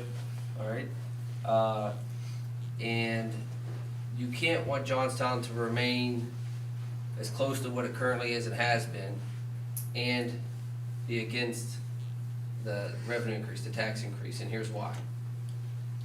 If there is no tax increase, Johnstown won't remain the same. It'll stay on the similar trajectory that it's on, with hard decisions about what happens and what doesn't happen. Services will continue to decrease, because as population grows, we'll have the same number of employees. Roads will continue to deteriorate, and we will not be in a position, we will be in a, no position, we will be in a very weakened position when it comes to managing, developing, negotiating, and having any seat at the table when it comes to growth, because we'll have no revenue to offer. We'll have nothing to bring to the table outside of a deteriorating infrastructure, deteriorating services, not because of the folks that are involved, but because things break down over time. Well, So I can see, like, you have to have. with the resources, revenue, Right, and you with- have to have the experts, the expertise to be able to rely on. And that's to what help will you make allow your us to decisions. protect I don't know, what we- like, you're like, I can't be an expert, my, like, grandparents, I'll always ask, well, how do you invest in this, you work at Chase, right? And I'm like, I have no idea, like, I don't work in that area, that's not my expertise, I'm not trying to pretend. without that expertise, which comes with revenue, through revenue, we'll be in a different position. Now, Yeah. council's not here to decide what the town wants. We're here to take what the town decides to do and utilize it to the best of our abilities. So whatever the town decides, I just hope everyone understands that things won't change for the better unless we as a town make some sacrifices, if you will.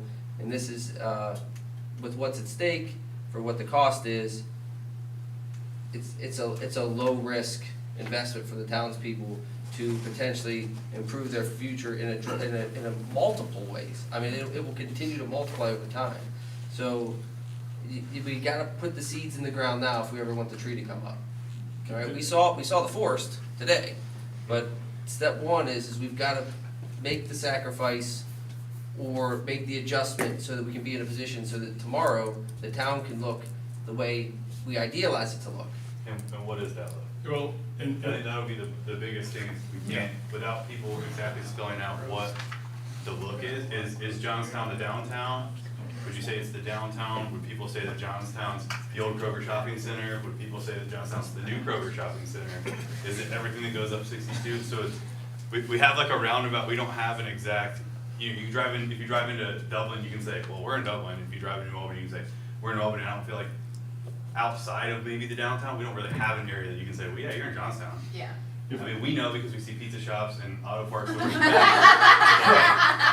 number of other things. And I don't think that that's the stuff that, in these conversations, anybody is trying to see come, right? We see what's starting to come up 62, and I don't think anybody wants to see what we have in 62 going toward what New Albany's putting in 62, just continue all the way up. I think that people like their drive a little bit better than that. So I think that we'll have to really define what is Johnstown. I think that a lot of people say, we don't want to lose this, but what is that we don't want to lose? We don't want to lose what? Well, and I want to try to answer your question. You actually had two questions, but I'm going to answer those in one kind of fell swoop, and that is, one, why do you need the money? Two is, how do you stay rural, or your characteristic? So we do not exist in a vacuum or a bubble. So there are outside parties that exist here. So the money that Donnie was utilizing for staff and infrastructure, and just to give background from New Albany, the very planners that they use is NKSK. So getting the right people in place, I think we're getting there. You guys also do work in not just New Albany, and I'll let you kind of speak to that if there's. We should say where all they worked real quick, just so they know when we talk about If you want to experts. qualify them, we can, but we don't have to get into that. What's that? Yeah, so, but to go back to this, we don't exist in a bubble, and the reason I bring that up is we did the school district boundary. We're very sensitive to the school district. We want to be able to protect the school district. If we don't engage the development in that area, rest assured, someone else will, and people are already making plans. And if you go back 4 months, maybe 5 months, there's a water district that exists in Licking County that has plans to run water all up through here. So if we don't exercise our ability to enforce what happens there, someone else will do it for us. Columbus, up in Delaware County, not an unreasonable possibility that they could just keep on traversing on into Licking County. They currently have a sewer line at Harlem and Smothers. So rest assured, they are not sitting back idly twiddling their thumbs. They're like, oh my gosh, there's Intel. My goodness, how can we get closer to Intel? And we've all seen the product, and I'm not trying to bash Columbus at this particular moment, but I'm just gonna lean into the reality that exists. If you've seen some of the developments that Columbus has had, I don't know that that's a product that we want in our school district. So there's not a huge desire to necessarily change, but there is a desire to be protective. So critical that we have the income tax, because we have to get the infrastructure to get out to where we need to be. So getting out to these areas that are very vulnerable. What's the purple? I can't see from back here, like, just give me general. Employment focused, not only employment, but employment focused. So this is employment focus. This is the county line right here. So really trying to get here. Granville has done the land use preservation, and they've tried to build firewalls. So think of it in that context. Johnstown's trying to build firewalls, and we're utilizing the tax revenue increase that we would obtain to build firewalls, whether that's through development in our way, not somebody else's way, or through getting staff resources in order to do a firewall. I've had a conversation with the township to implement a similar situation that Granville Township has, and that's with the land bank preservation fund that they have. That's a whole different conversation. We can get back to that, but the same situation happens here.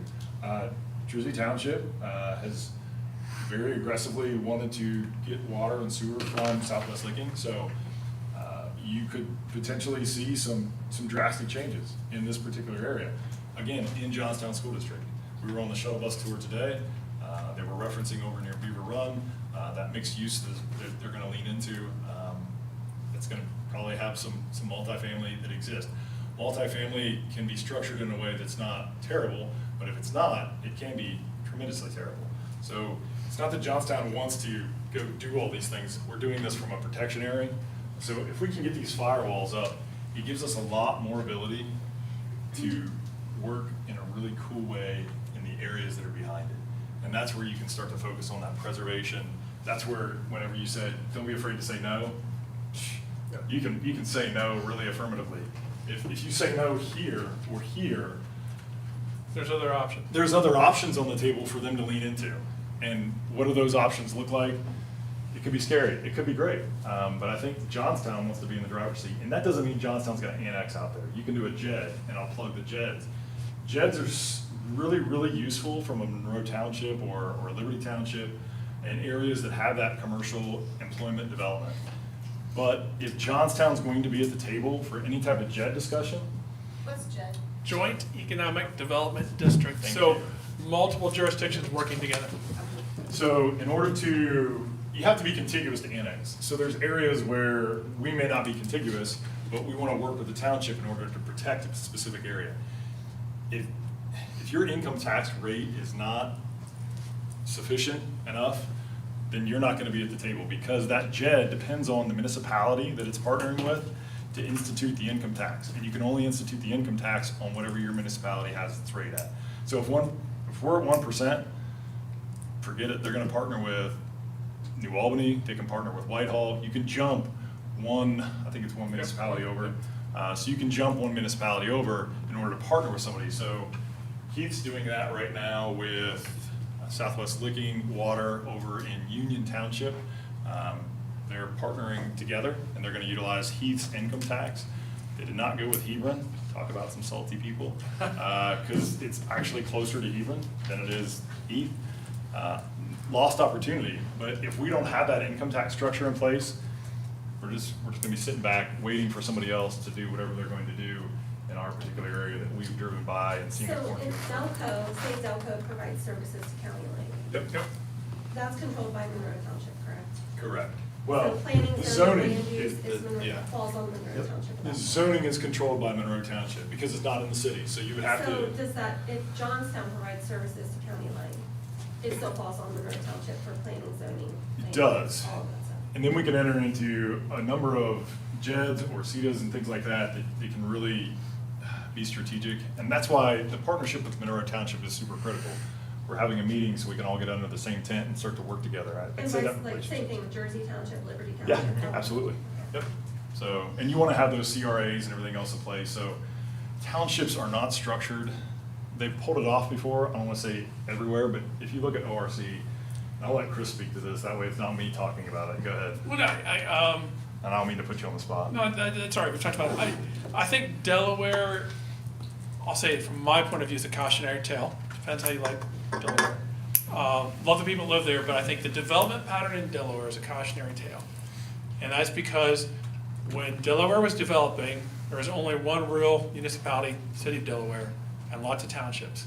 And there was growth pressure, residential growth pressure, and so the county created a water and sewer district and provided water and sewer. The water and sewer is immensely expensive, as you guys are all learning, to provide, to meet all the EPA, all the requirements you have to meet, and just the cost of extending water lines and sewer lines. In fact, Joe talked, extending the sewer line just to get to Intel was $50 million, just to give you a sense. And we just talked about Johnstown's budget's $3 million a year. So $50 million. But anyway, that's just one line. Getting off track again. So, water and sewer district in Delaware, it costs so much, they needed to have customers to pay the debt. So they encouraged subdivisions wherever they could connect to get as much development, to get the tap fees for extending the water and sewer lines, and help pay off the debt. You can back me up if you want. And so, but it was the townships that controlled the land use decisions. And the townships have 3 trustees, and they have minimal staff. And so developers took advantage of the townships in Delaware and got what they want. They didn't have to pay additional money to widen roads, to put turn lanes in, to do nice landscaping, to do any kind of aesthetic improvements. None of that stuff happens at the township level. I mean, townships are getting more sophisticated because they've gotten overrun, but this is the history we have kind of around central Ohio. And so Delaware ends up with townships that are covered with single-family residential, school districts that are blowing up, and nowhere near enough revenue to take care of it. And when they look for the job opportunities, one of the questions we had at a meeting, Sean and I were at, the Delaware residents were like, why didn't we get Intel? Why did they look at Licking County? Why? Delaware's way better. Why didn't we get it? And the answer is because you guys are a mess. When Intel looked, it's not us that makes the decision, it's the company. When Intel looked at Delaware, the roads are a mess. They're jammed with traffic. There's no good sites that have good access. They're surrounded by single-family residential. There's no good business park.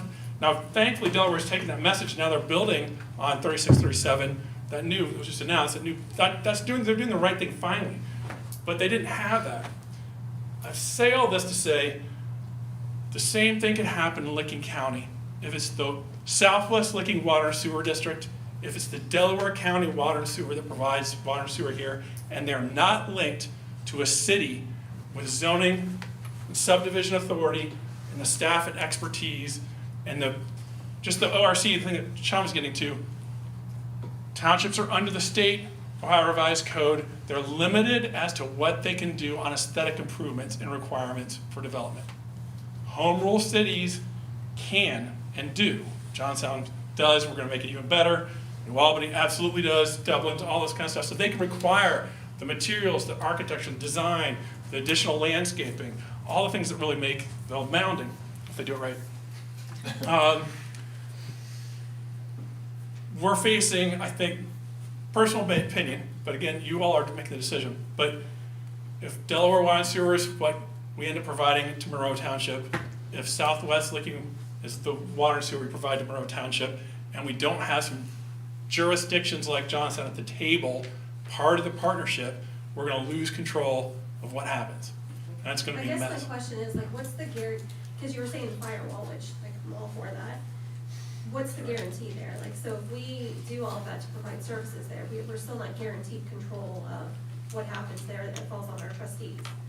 No. So how, The way the JET operates, it's a partnership. There could be. but we don't currently have. No, we don't have it, and we would have to set it up. And yes, there's a lot of negotiation. And it would, so that would be required in order for the city to have a say in what happens there. Yeah, yes. So there's, potentially we could provide services there and potentially not get the JET and not have a seat at the table. I would say we would not provide services.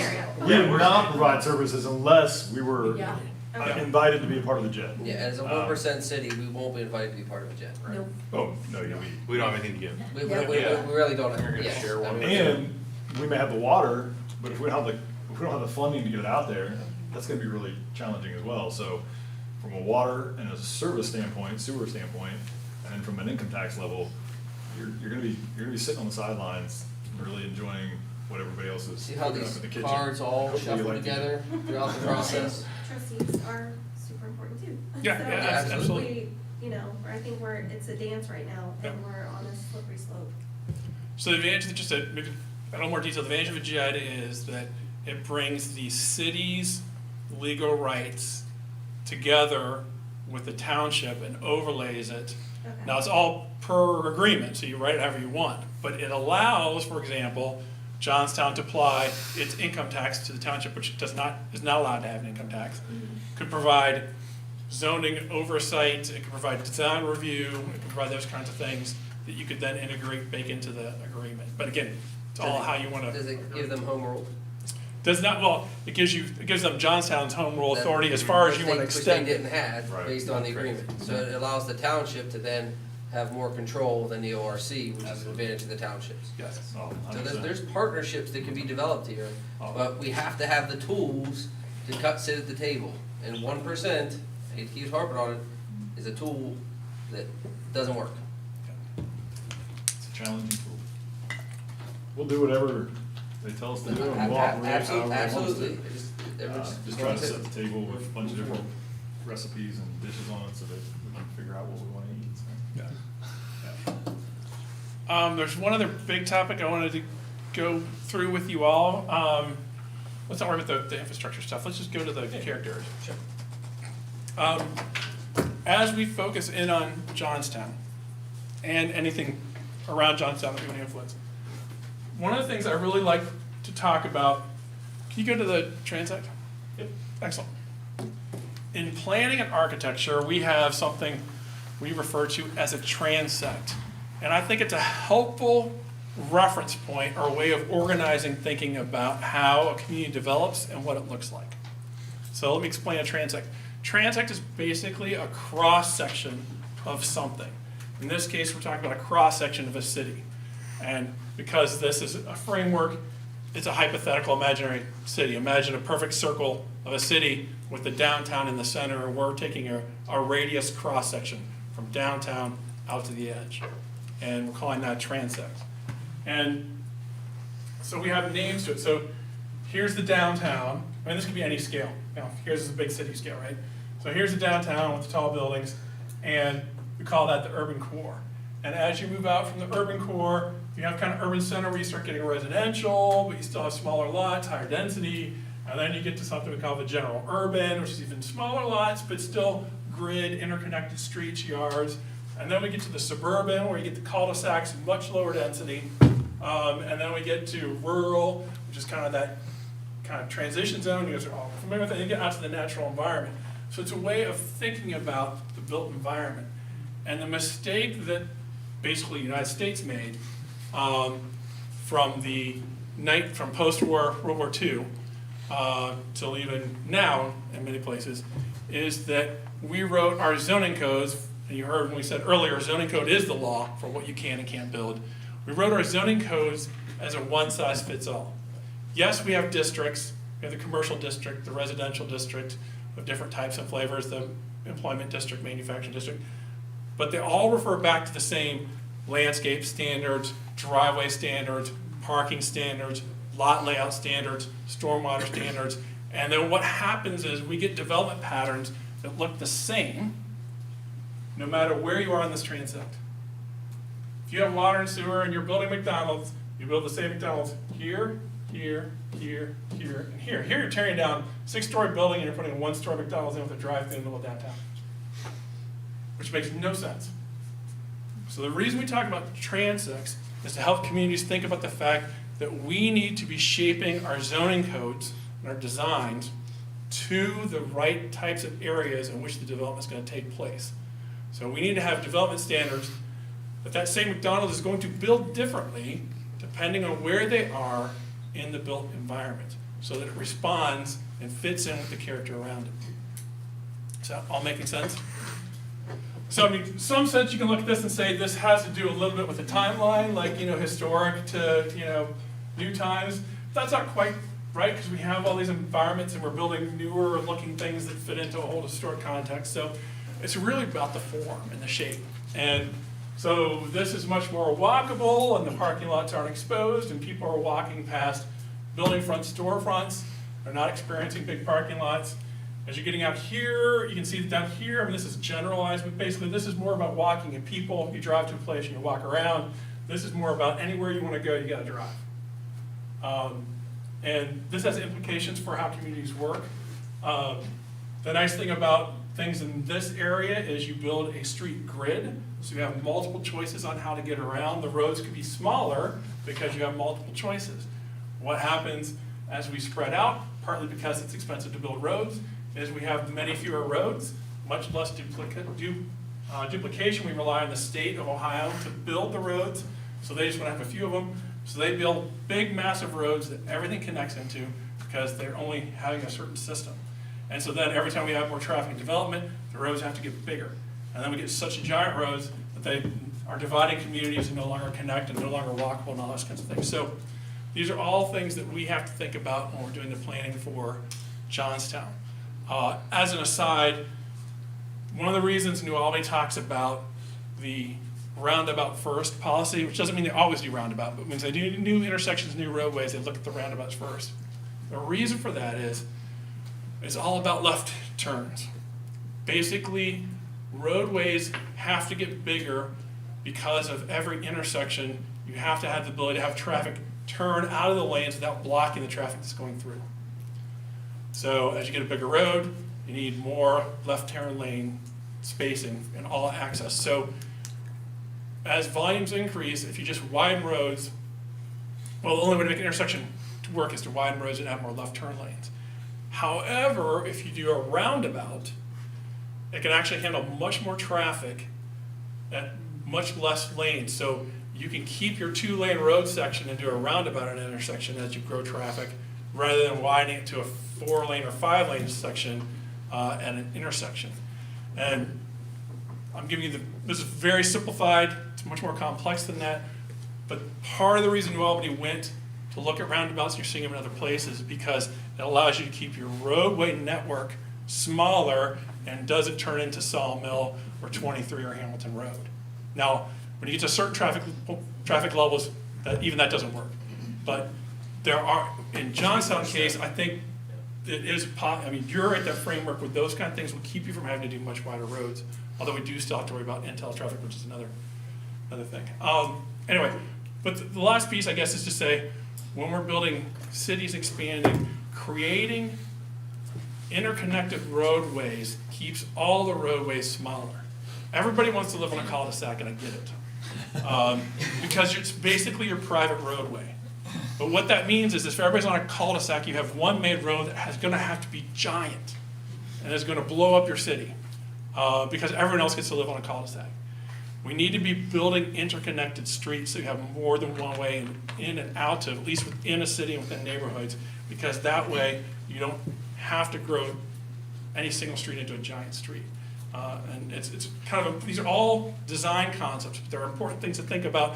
These are the things that we use in our profession, and you don't think about it, except for people like us, but it makes a difference between a New Albany and I don't know. I don't want to pick on anybody. Reynoldsburg. No, they're an easy target. Crush Reynoldsburg. And so quickly add, we've been talking a lot about zoning throughout this. The way this ties back into the comprehensive plan is zoning is kind of a broken tool. Zoning was initially designed and developed and made legal to separate things. Yep. And we've over time realized that separating some things, yes, is needed and imperative for the health of the city. But separating everything out is not good for anyone. And so the way this ties back into the comprehensive plan is the aesthetic goals of the city, the character that you want to preserve or create, either one. You should start making those statements and defining that in your comprehensive plan in more broad, general statements, and then let the technical aspect of the zoning code or design guidelines, things like that, really implement that as a tool that is not broken because it's designed and written in a way that reflects character, not just specifically uses. And so that's what we're getting at here is we're having this conversation now, which may seem a little bit backwards, but the comprehensive plan is the first opinion that the city can give to the public and to developers and other municipalities of this is what we want to be. How you go about adopting it or achieving it is done through the technical tools such as zoning, but the comprehensive plan is a great place to set that overall vision for the community. And so that's why we're having this conversation now as part of, beginning to draft this comprehensive plan. So on the next slide, which is it this one, that one, we just, again, this is all simplified. We're just doing this to have a framework for discussion. We kind of applied this simple idea of this transect to existing Johnstown. And so, the historic core, and we can debate how big this is, but there's a kind of a historic core that is more this kind of urban general. Again, urban sounds really dense, and that's not the point. The point is the kind of character form. And then there's kind of the historic neighborhoods that plug into it, that are on a grid, that are on the same, share the same streets, and probably with a certain kind of era in terms of development. That's kind of the urban general, and we could even think about combining those. And then we have the newer single-family developments that happen around. They're a little bit more towards the suburban model with the cul-de-sacs. Not all of them, but much more kind of lower density, houses are spread apart. And then we kind of lead into now that the rural and the natural. What we don't have on here is kind of commercial corridor. If we were really doing this, there'd be a strip here that would say this is commercial suburban kind of development. We need to think about what that really should look like. But we kind of do a model of what it looks like today, and then have a conversation with all of you about what's right, what are the boundaries, as we think about in the future, what should different parts of Johnstown feel like? And it's not as much, part of it will be land use.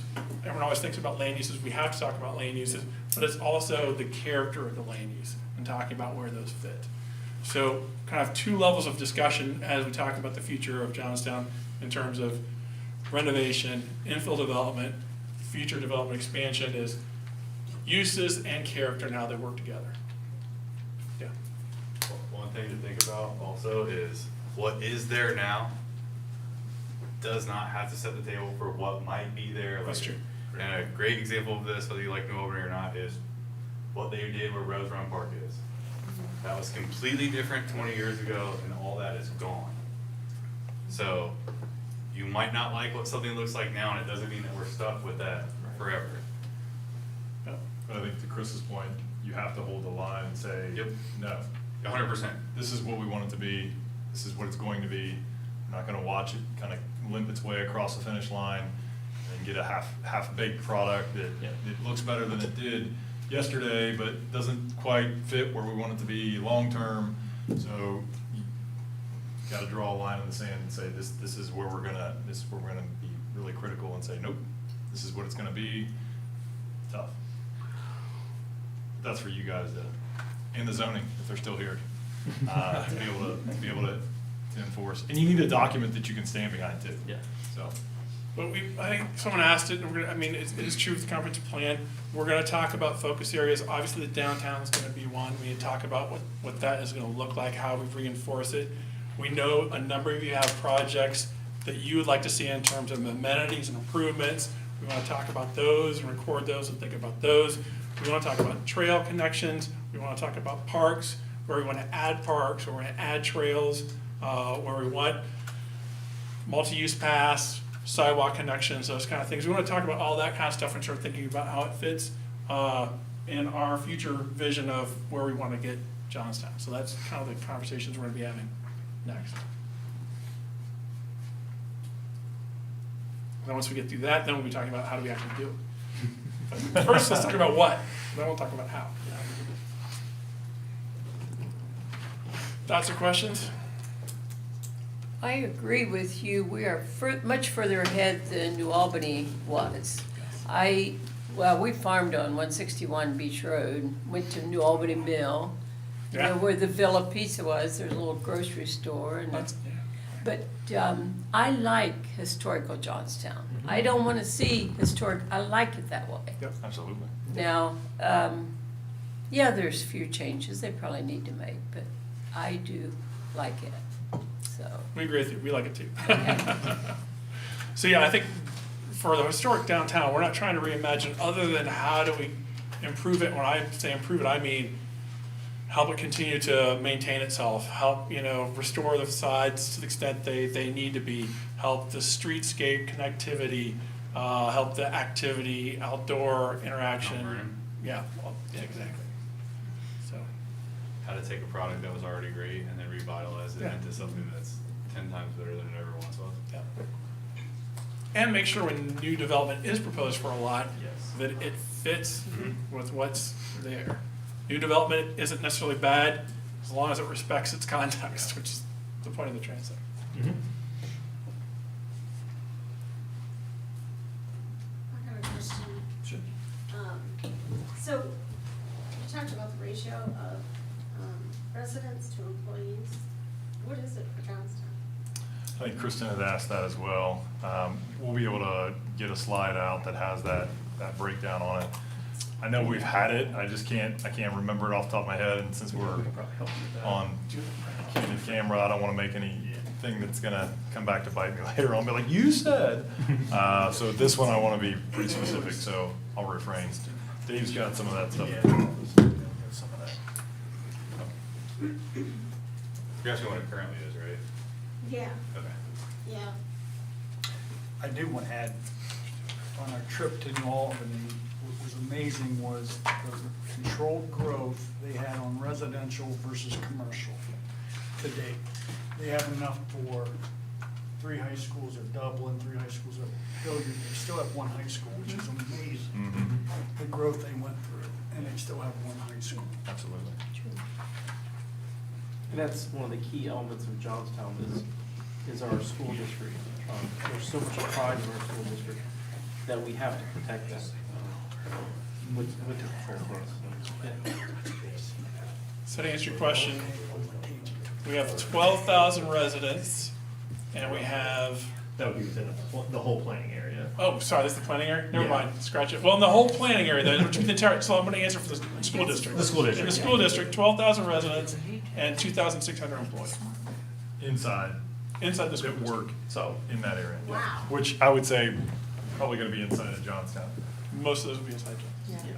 And how many acres are in Johnstown 2 acres, 2.5. versus? It's 52 square miles for the school district. Yeah, it's something like 52 square miles of the school district. I think the city itself is like 2.5 or 2.99 square miles, which is this is about 2,000 acres. And so how's that compared to New Albany? Just. How big's the business park? 9,000. So, okay. yeah. Yeah. So, yeah. So without, like, knowing that, I guess, just, are there any real significant prospects that have inquired about coming to Johnstown yet? No names, just, is there any?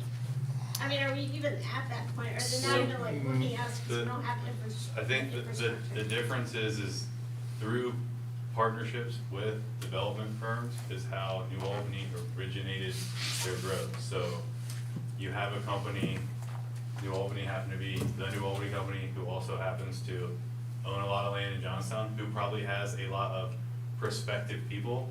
So even the Intel site was brought to New Albany by the New Albany company. New Albany didn't go out and seek these people now. that's right. Some of their development that they're getting now, because they already have all this infrastructure in place, New Albany doesn't have land to sell to people to get them to come, right? Like, we don't, you can, Powell holds land, Dublin holds land, they create CICs, and they buy land, and then they offer to sell it as a city. But they're leveraging their partnerships with people, development companies, the JLLs of the world, the New Albany companies, the Van Trust, where they're gonna buy all this land up, and then they're gonna offer it to, and they're gonna say, we'll do X, Y, and Z for you, the city's in agreement with them, and then that's how they get their development. So that's how we will more than likely see growth the same way. It'll be somebody bringing land and saying, and we have a user of X. They won't tell you who the user is, maybe they will, maybe they won't, and then we can be in agreement or disagreement, and then potentially say, hey, Microsoft's coming here, or whoever. What we have on the books and the comprehensive plan will go hand in hand with that, because they're not gonna bring someone to you, this is, oh, they don't mean any of the things you wanna do. Yeah. They're not gonna do that, they're gonna say, okay, we have property, we have a prospective developer, they meet your terms, do we have an agreement in its root? When we say yes, then we get into details. Yeah, before you can even be a contestant in the game, you have to have a qualifying list of things that you can provide. So you've got to be able to have the infrastructure from a water and sewer. You've got to be able to have the roads. You've got to be able to have the tax structure that they want. You've got to be able to have the electricity. So all of those, sometimes it's fiber optics. So all of those things go on a checklist. So in order to be able to even have a seat at the table or be of interest, you've got to be able to say, yes, we have that in a plan that can exist. So That's also an important thing for people to remember, that have property that want to sell it, that companies that want to come and buy parcels of land need certain things, and if you don't have those things, if you don't have the ability to get those things, if you're a business that needs water and the property doesn't have city water or sewage and they need it to succeed as that business, then it's not of any interest for them. And that'll be one of the important things, and that's why water and sewer is gonna be extremely important for the city of Johnstown and the surrounding areas. Who's providing it will also be extremely important. Because if you acquire land with the assumption that you're gonna annex into Johnstown and get what you want, that's bad planning. And it does happen. Especially if you don't plan to conform with our vision. Yeah, or if you buy land and think that you're gonna come into Johnstown. Even if you're not congruent? Well, if you're, yeah, exactly. If you don't do that, at least that math first. I think another interesting thing, that, you know, they talked about on the tour in New Albany is that while they have 9,000 acres in the International Business Park, a lot of it is already spoken for. Yes, Facebook's 660 So acres, and they they're have gonna, 150 employees. they've got two things. Most of the ground that we see that's not developed in the business park is for what Intel calls their fellow travelers, which means their vendors that they use, that they're gonna require to come here, which means that there'll be a lot of development over the number of years as they do that. But I think someone was mentioning it, there's also other companies that are interested in And following those travelers and also doing similar things to what Intel is doing, that will not be allowed to build there because that is size for Intel's group. And that is what it is. And so there is going to be a point where New Albany's Business Park runs out of really space to accommodate all the They're real interested close, parties. aren't they? Yeah, Yeah. they're they're closing in on close. it. Or they'll have to be very selective on who they're bringing. They Mhm. won't, not selective on who they're bringing in, but selective on the size of the people they're Yes. bringing in. Where other municipalities around will have the opportunity to grab some of the people. If you go to Chandler, Intel's not the only semiconductor That's out true. there. There's multiple semiconductor manufacturers in Chandler. And that's the reason why. That's All why the the other data centers like to fellows. be next to each other. That's why. Yeah, once you get the raw material hub built, Yep. everyone that wants access to it is gonna find a way to develop in that area. That's why, I mean, part of the reason all these businesses go to Mexico have a plethora of reasons to do it. But once that raw material hub gets developed, that's a huge magnet, right? It's a huge magnet, so we have opportunity abounding around us. So thanks for letting us occupy so much of your day today. Happy to answer more questions, but no, it's getting late and you guys are probably exhausted. Thanks for your time. Yeah, absolutely. For sure, it's been a long day. That's what we're here for. But I think that as we're all learning that this is the most, there's two critical components, but this is, without this one critical component, none of the other ones matter anyway. Before we close, does the public have any other questions or comments they'd like to make? John, you've mentioned several times that a lot of what you're doing is to protect the schools. What does that mean, protect the schools? Maybe everyone Sure. else So knows, can- but I mean, I'm assuming it's income to support them, it's.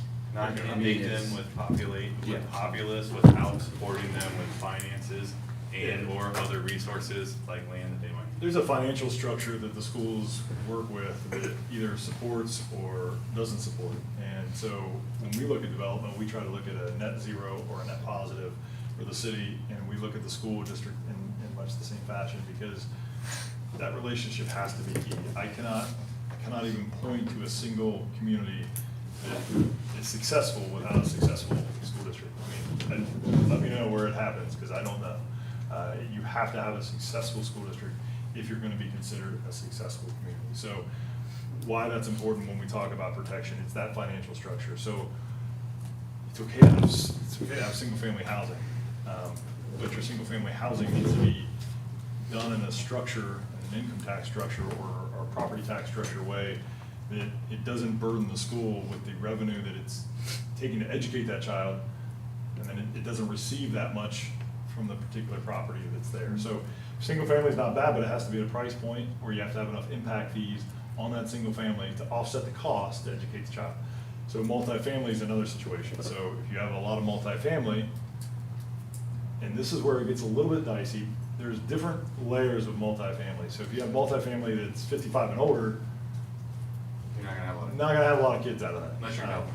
Yeah, unless you're California. So, not gonna have a lot of kids that come out of that. So multifamily for 55 and up, not really a risk there. School's gonna get made whole because they're gonna get some property tax off of those individuals, and they're not gonna have a cost to educate any kids that are coming out of there. The other piece with that would be other types of multifamily that maybe has 3 bedrooms or 4 bedrooms. Those are really conducive for families to locate. So you want to make sure that your multifamily is in a way that's like a 1-bedroom or a 2-bedroom for those empty nesters, the 55 and up, or the young professionals that are, just graduating from college, kind of getting out on their own. They don't have a family, so they need a 1-bedroom, maybe a 2-bedroom situation. So that's not going to have an impact on the school from an education standpoint. So doing those, but there's also layers. The NCA is a great way to extract a little bit more revenue, tips, making sure that those pieces are put into the secret sauce that you can provide the infrastructure. Now that doesn't always make the school whole, but if you do a TIF that's a non-school TIF, then the school is made whole. But you can do a school TIF where they're not completely made whole. So when we're looking at protecting the school district, that's what we're talking about. It doesn't mean that there's not development. It just means development pays for itself and that the school district isn't negatively impacted. Controlled. Yeah, I mean, the more population you have, then you're gonna look at passing another levy to build a new school district. So, I think that's key, Sean. yeah. Schools and municipalities should work hand in glove. Oh my gosh, yeah. Because the way they impact each other, if a municipality develops out population to the point where the schools need new buildings, it falls right back on that same community. The district now, our municipality falls in the district. They have to pass a levy to build a school. Intel's not gonna build a school. Nope. It's illegal to use those funds to build, that they're gonna get from income tax. So, we have to just be strategic, work together, partner, and make sure that everything's looked at holistically, which is why you see so much emphasis on, we're looking at the land use plan, the master plan as a school district, because we need to work hand in glove, or else, if one's offset, it's only a matter of time till that pendulum swings back the other way, then the municipalities hit, then it swings back the other way, because everyone, now we're fighting for dollars to stay alive, instead of working together to build out appropriately, responsibly, and maintain the field. Doing a good inventory of our current population, our current school district population, city population, doing a good analysis of where we're at with that will help guide us where we want to emphasize for some specific areas, whether it's single family or the empty nesters or whatever the case may be. But I can tell you we are meeting, every week I talk to Phil Wagner, and we have just an enormous amount of discussion about the growth that could occur. They need to know what we're doing so that they can plan accordingly. Do they need to build a school district that holds another 1,000 students, and if so, how quickly is that going to happen? So we don't want to do anything that the school's not going to be in lockstep with. Now, they may not come out and say, my golly, that's the greatest thing since sliced bread, but I don't think, speaking on behalf of council, I don't think that they're going to want to institute any type of development if the school district is coming to a meeting and saying, this is terrible. I just don't see that now. That could exist, But see, with what Sean's saying is, we can only control what happens in the city of Johnstown. yeah. If Southwest Licking comes up and they decide to put, they get with Monroe and they decide they're gonna put apartment complexes because they can have water, there could be 500 students just coming out of that one area that's coming into our school district. And we have no say about that. The city of Johnstown does, but the school district is mandated to educate those students. And so that's one of the protection things that we're really pushing is we want to protect our school district. We want to be able to provide the water to the school district so that they want to come to us and not go to Southwest Licking. And another piece, and hopefully Phil won't lay me out the next time I talk to him, but I will speak to some conversations we've had in the New Albany area that exists, is a lot of that's in Johnstown School District. For every piece that gets developed in an employment basis, that's one less piece of property that can add a child to the school. So that's one less risk for him to have to try to manage. Now, that's not to say they don't want to educate, kids. I think there's a balance with that. They enjoy that, they want to, but they want to make sure that the education experience that they're providing for these kids is top notch. They want to be able to offer them all the types of resources that, great school districts look for throughout the state of Ohio. So anytime we have that employment center taking up land area, that's not a strain on the school. That keeps that student body population down. That allows the school district to manage the current student population that they have and utilize the resources that they're getting from those tax abatement agreements to better educate and serve, the kids that are in Johnstown. I think that's ideally what we want. We want our community, selfishly, I get in trouble when I say that. I think we want to have a great school district and a great community, and you can't have one without that. I think that's part of our character. I would say that our school district is a huge part of. Check out Friday night, yeah. If you think Johnstown, you think, a lot of people think, hey, you're gonna support a Big Red Man, right? Like, what do we have to talk about in Johnstown? Historic downtown, I guess we can talk about our Macedon, and we're probably gonna talk about. And we're gonna talk about the Big Red Man, right? I mean, these are the things this is what brings community together, especially rural communities or things like that. And ultimately, doing our due diligence as a city and hopefully partnering with Monroe and Jersey that are in our school district, being able And Liberty. And Liberty. Just as, shall I introduce, this is Bill Bogans, Liberty Township trustee. But to be able to do JEDs or partnerships where we can all work together and say, let's make sure that the schools aren't inundated with population too fast, that they can get income that they need and not just run them over, and then we all know what happens if you don't have a great school district. Property values go, employment goes. There's a reason why people like to employ in New Albany too, because they have a top 20 school district in the state of Ohio. You want people that want to locate here, not because they have to locate here. You don't want them to go, well, I want to live in Johnstown School District. You want them to be like, oh, Johnstown School is awesome. Hopefully that answers. Yeah, thank you. I'm sorry to call you out. No. Give it a grand introduction. We have another elected official in the room tonight, so. So will there be more of these public forum Actually, work sessions? You're gonna have a public one for just the public, Thank you. right? The last slide we were gonna Plug show is the yourself next back step there. slide. So yeah, we're gonna be, and we don't have a date yet. We're gonna look to hopefully mid-September, have a public workshop where we have this discussion, more focused with workstations and a short presentation on trying to get people to talk about the things that they wanna see protected in Johnstown, the things that they wanna see improved in Johnstown, what are the opportunities, some of the ideas, and get those shared and on the map. So we can start moving forward with that. So be on the lookout. We'll do advertising when we get all that set up. Thank you.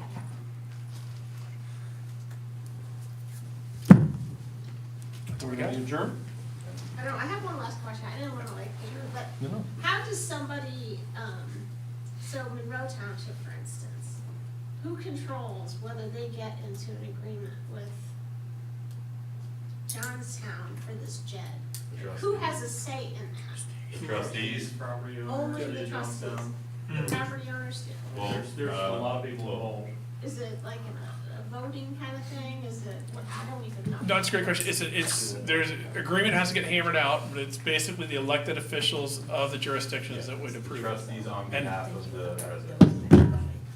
There'll be public hearings and stuff. Public hearings, it's a public meeting. Both would have to, or if there's more than two, all jurisdictions involved have to approve it.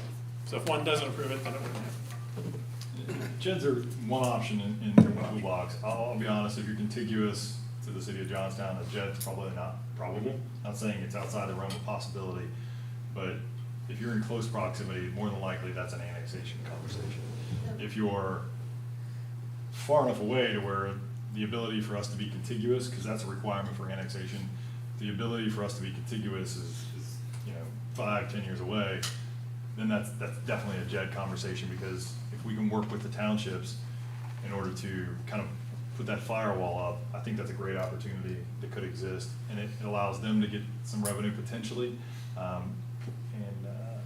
it still maintains some type of control over the growth of that area, and that's not to say that we want intensive development out there either, so.